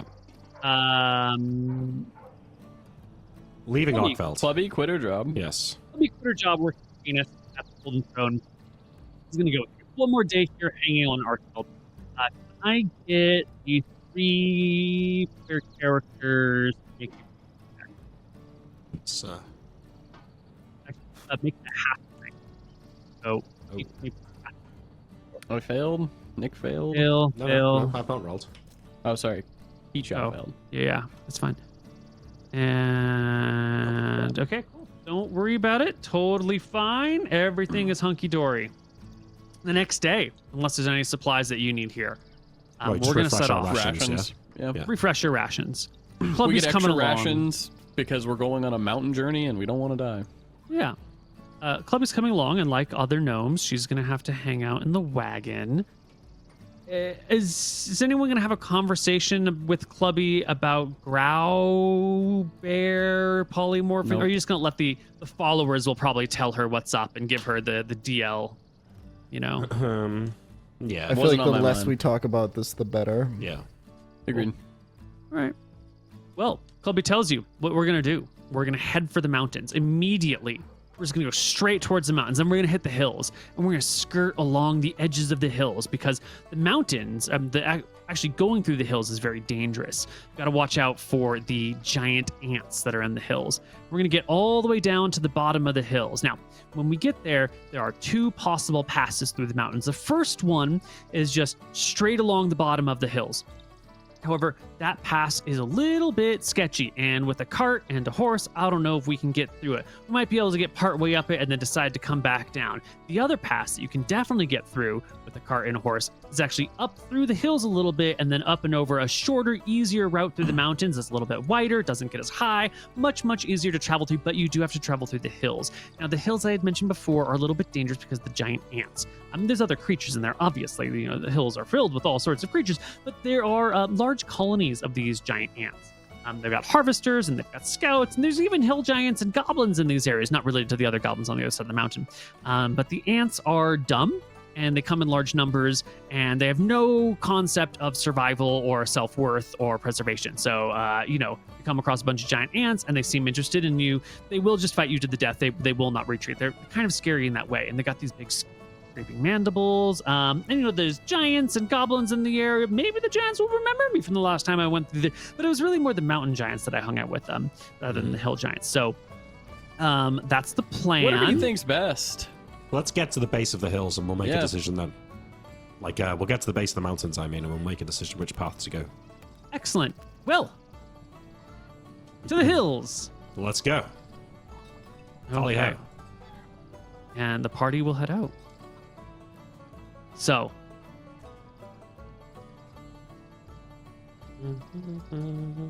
Oh yeah, we're leaving the woods behind. Technically, Arkfeld is the end of the Hornsdead Kingdom, and we're heading into uncontrolled territory. South of this area, there's not much going on in the way of civilization. It's just sort of open wild. So this is also sort of the edge of the empire. I mean, they definitely claim influence over everything, but they don't actively really do much out below Arkfeld. Arkfeld is kind of the edge of the empire here. All right. So this would be the first time in Arax's life that he's been outside the maintained areas of the Empire's control. Probably the same for all of us. I suppose that's an accurate statement. Yeah, this is... Yeah, that's not... Yeah. I can get behind that. I think there's a certain level of apprehension, because we know that the roads are safe because they're maintained by the Empire, so... I guess having never left that area, we don't really have any context to say like how unsafe areas that aren't controlled are, if you know what I mean. Yeah. So I think, being careful. All right. We go. We get going. Just lost my notes on my encounter tables.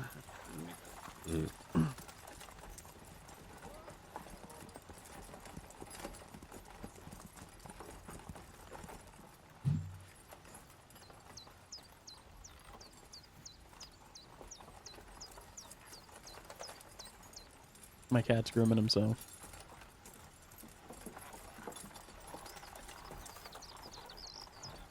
Why not? I'll tell him that. Why not? All right. It's going to be many days. Now, you're not on an actual road or trail. You're going over the open ground, which means every now and then you're going to have to stop and navigate like some bumps, or the wagon's going to get stuck and it's going to have to get pulled out, or you're going to have to like send someone up a little hill to see which way is the best. You're going to have to deviate off the trail to find some water from time to time. You're not going to make the same good mileage that you were hoping for, that you were able to get in these other places. It's going to be about 100 miles to go, and you're going to average about 15 a day. So it's going to take you about 7 days to get to the mountains. Okay. Longer than it took you to get from Valebrook to Arkfeld. And I want Mr. Peachow himself to roll me a D100.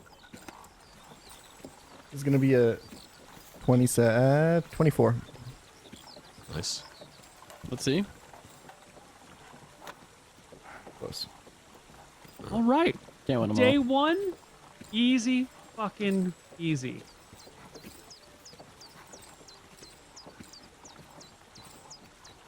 Day 2, Mr. Mooton, D100. 67. Mr. Nick, D100. Yes, sir. 9. Day 3. What is wrong with me? I don't... Terrible roller. I know, it's fucked up, isn't it? Bad. Mr. Mooton, a D3?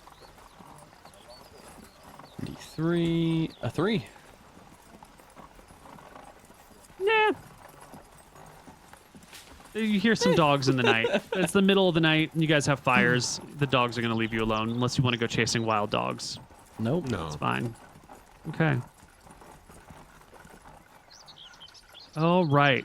Peachel, D100 again. as we travel through the wood, through the open grasslands. Yeah, you by the 38. hills. You're traveling alongside of the hills. There's some birds that you see in the distance, but otherwise it's pretty quiet. You'll pass like a herd of gazelle or something like that. You can see off in the distance, but they leave you be. You try to get anywhere within like 500 feet of them, they'll just run away. It's pretty quiet out here. Not a lot, not even a lot of trees.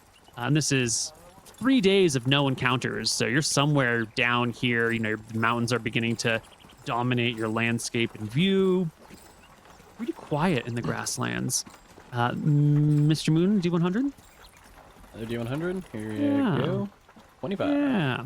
And do you guys like having you roll for the random encounters on a day like this? Because that's what we're doing. We're just rolling from them. I could automate this and do it all in my hand. I think it's fun to let the PCs roll. Yeah. Easy peasy. As you can tell, the low rolls on the D100, that's the no encounter. That's the nice stuff. Arrakis, day 5, D100. Now that you've told me that high rolls is leading to an encounter, I'm sure I'll roll high. Yep. Look at that! Day 5, nothing of interest. In fact, it's boring, and you're beginning to question whether it's worth having Clubby along, who is singing and making up songs about the party the whole way through. And though Maybe the nothing Rossi has Empire is happened, causing the problems. Yeah. party hasn't done anything of interest, yet Clubby has found a way to talk about the chasm that threatened the cart with the food and how we had to move it. And we stopped people from starving because we were able to overcome the great rift. And she's talking about, like a creek, a dried creek that was, everyone had to work together to move the cart, and you had to unload the cart and then reload it on the other side. And it took a little while, but like the great chasm and the starvation that was prevented. Day 6 is, I think, back to Growl. I got you. This is going to be a 61. 39. 38, 38, Look at 39. this. This is fantastic. You guys are getting real close to the mountains. They're just off in the distance. On the day that you are approaching the mountains, Clubby tells you this is the day. We're going to get there today, everybody. It's going to be great. Mr. Mooton, roll me one more. 100. Ooh.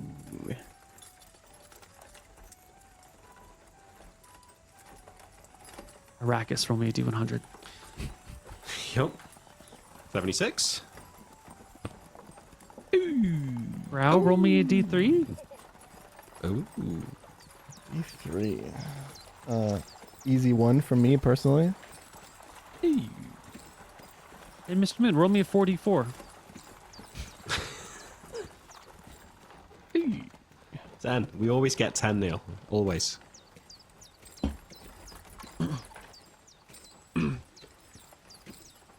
10 giants. That's a lot of giants, yeah. Well, there's 10 people in your party, and you have a cart, and you've got a horse. There was a mild encounter. A pack of jackals, which are like kind of, a subtype. They're similar to wild dogs, somewhere between dogs and hyenas. Will sort of come up and sniff at your group. Between the large horse and the 10 of you and the cart, they'll lose interest pretty quickly. So unless you want to go out of your way to hunt some jackals. No, that's all right. Wow. That was the most boring. I'm so glad I built an entire encounter table for all of this.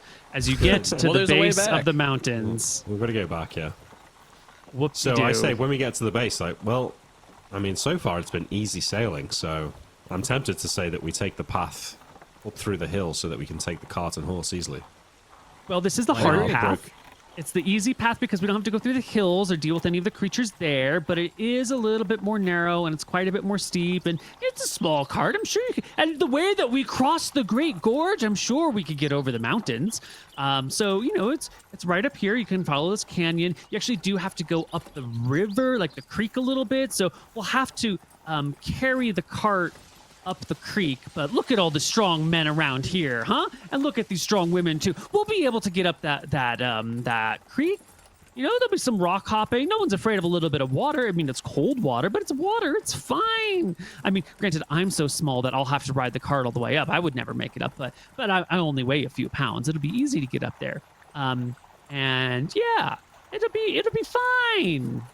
there won't be any way to, turn around or go down the hill without losing the cart. But, no brave warriors like yourselves would ever have to turn or flee from any. I'm sure you could take a mountain giant if it came to it. No, We I don't could. think we could. No.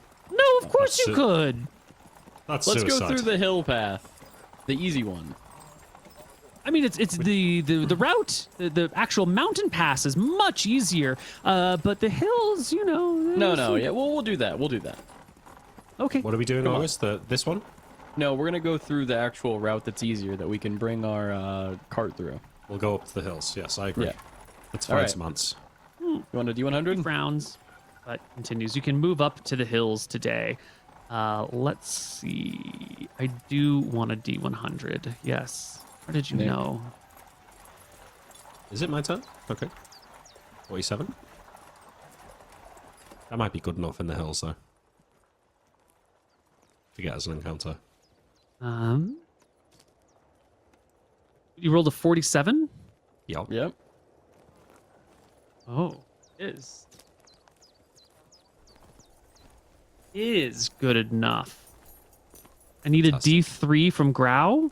I'm sorry, a D100 from Grau and a D3 from Mooten. Feeling a 15 A on this 2? one, personally. 15, you say? And a Okay. 52. I meant 52. Yeah, it's the same. Misspoke.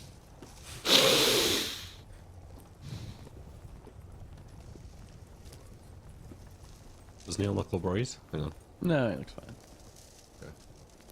So how are we feeling about Clubby, our friendly, talkative bard who's joined the party and is over embellishing been all of your useless. actions?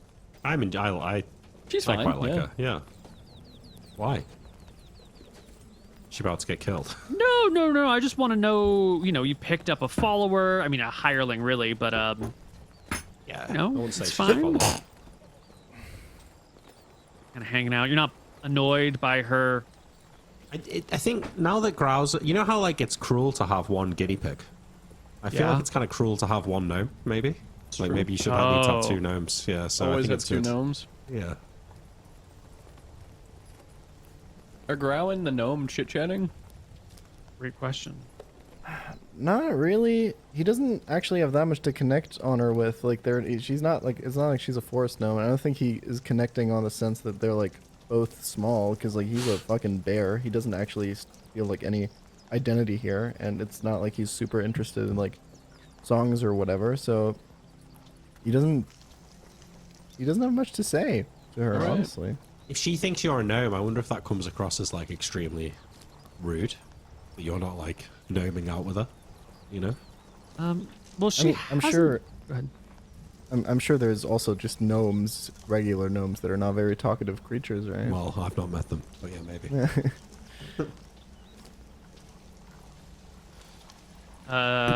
August, you rolled a 2?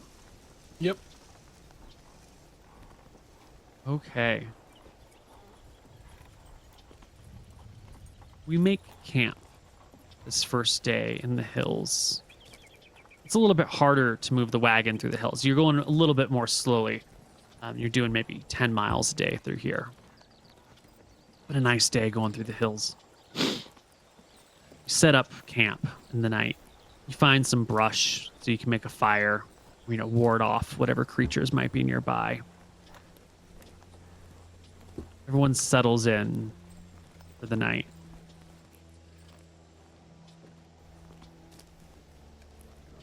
When? Well, there's it's as people are, before anyone really draws watches, right? When everyone, dinner's being made, there's some chats going on, the rations are being cooked up, trying to, improve them as best as you can. And there's this sound here in the distance. It's like squeaking or this humming or this, it's like a high pitched, like a squeaking, buzzing, humming sort of like zzz, sort of ish noise, almost like Like a mosquito? Not like a giant ant? mosquito. I don't know what a giant ant would sound like, but probably not much. No, okay. Yeah, but it's this distant, like ever-present tone.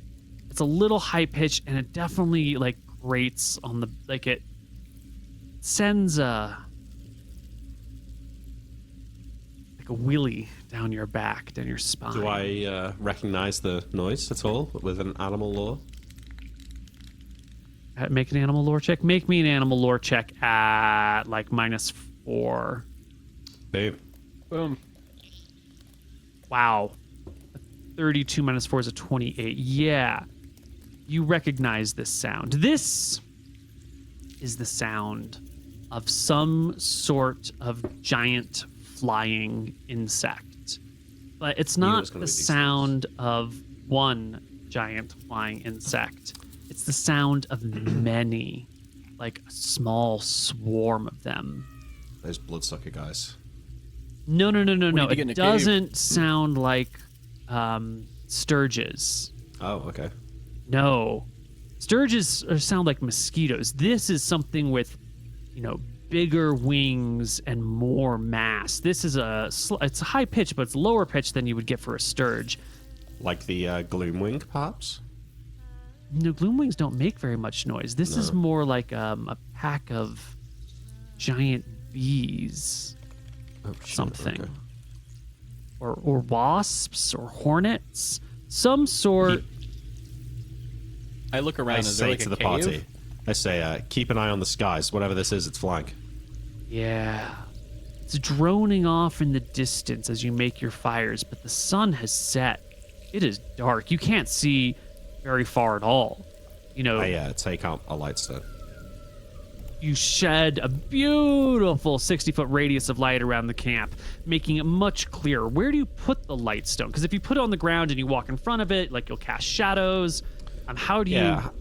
How many do we have in the party? Because I'm tempted to start throwing them. I have one.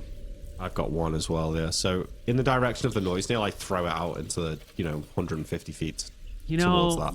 Similar to how when there's a mosquito nearby, it's difficult to tell if it's in front of you or behind you. It's just sort of this din. I'm going to say Well, for either way. now, you probably don't know where it is. Okay, I throw the light stone out in a direction. Well, what's the party's response? Is everyone drawing weapons? Is everyone like digging holes in the ground and hiding? What is the approach to this sound? I look for a cave. Is there a cave nearby that we can go in and hide? We've No, got tents. I don't know if that'll help us, but you do have tents. yeah, might not be enough to deter them though. Then I pull out my no. glaive, my bow. Your bow. Growl, what do you do? I don't have much to do.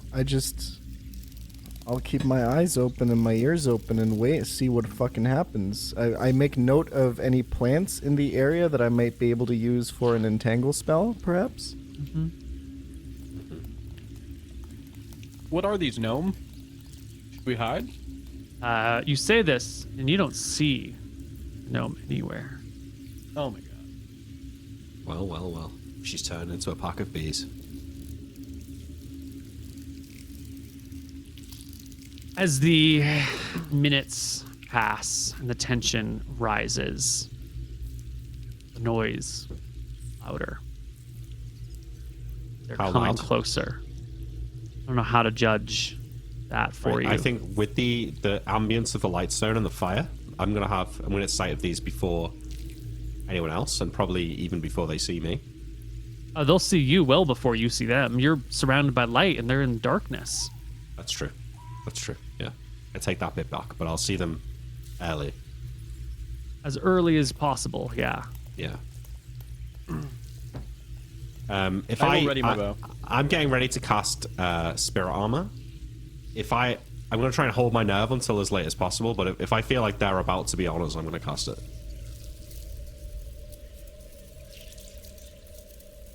Okay. Yeah, I get my bow ready. That's really all I can do. I am going to need...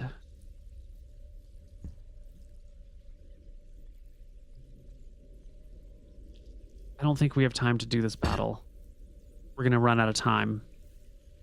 All right. We're going to have to end here All right. as I think this is an encounter. I think there's going to be a fight. There might be a death. Nah, not to bees. Come on. To 4 hit die flying wasps with poison. Oh shit. No. Okay. That does sound quite bad to be fair. Fly speed 21, AC 16. Holy. It's okay. Guys. Their poison only deals damage and paralyzes at the same time. It's fine. We'll see you next time on Outcasts as the swarm of giant wasps descend on our party.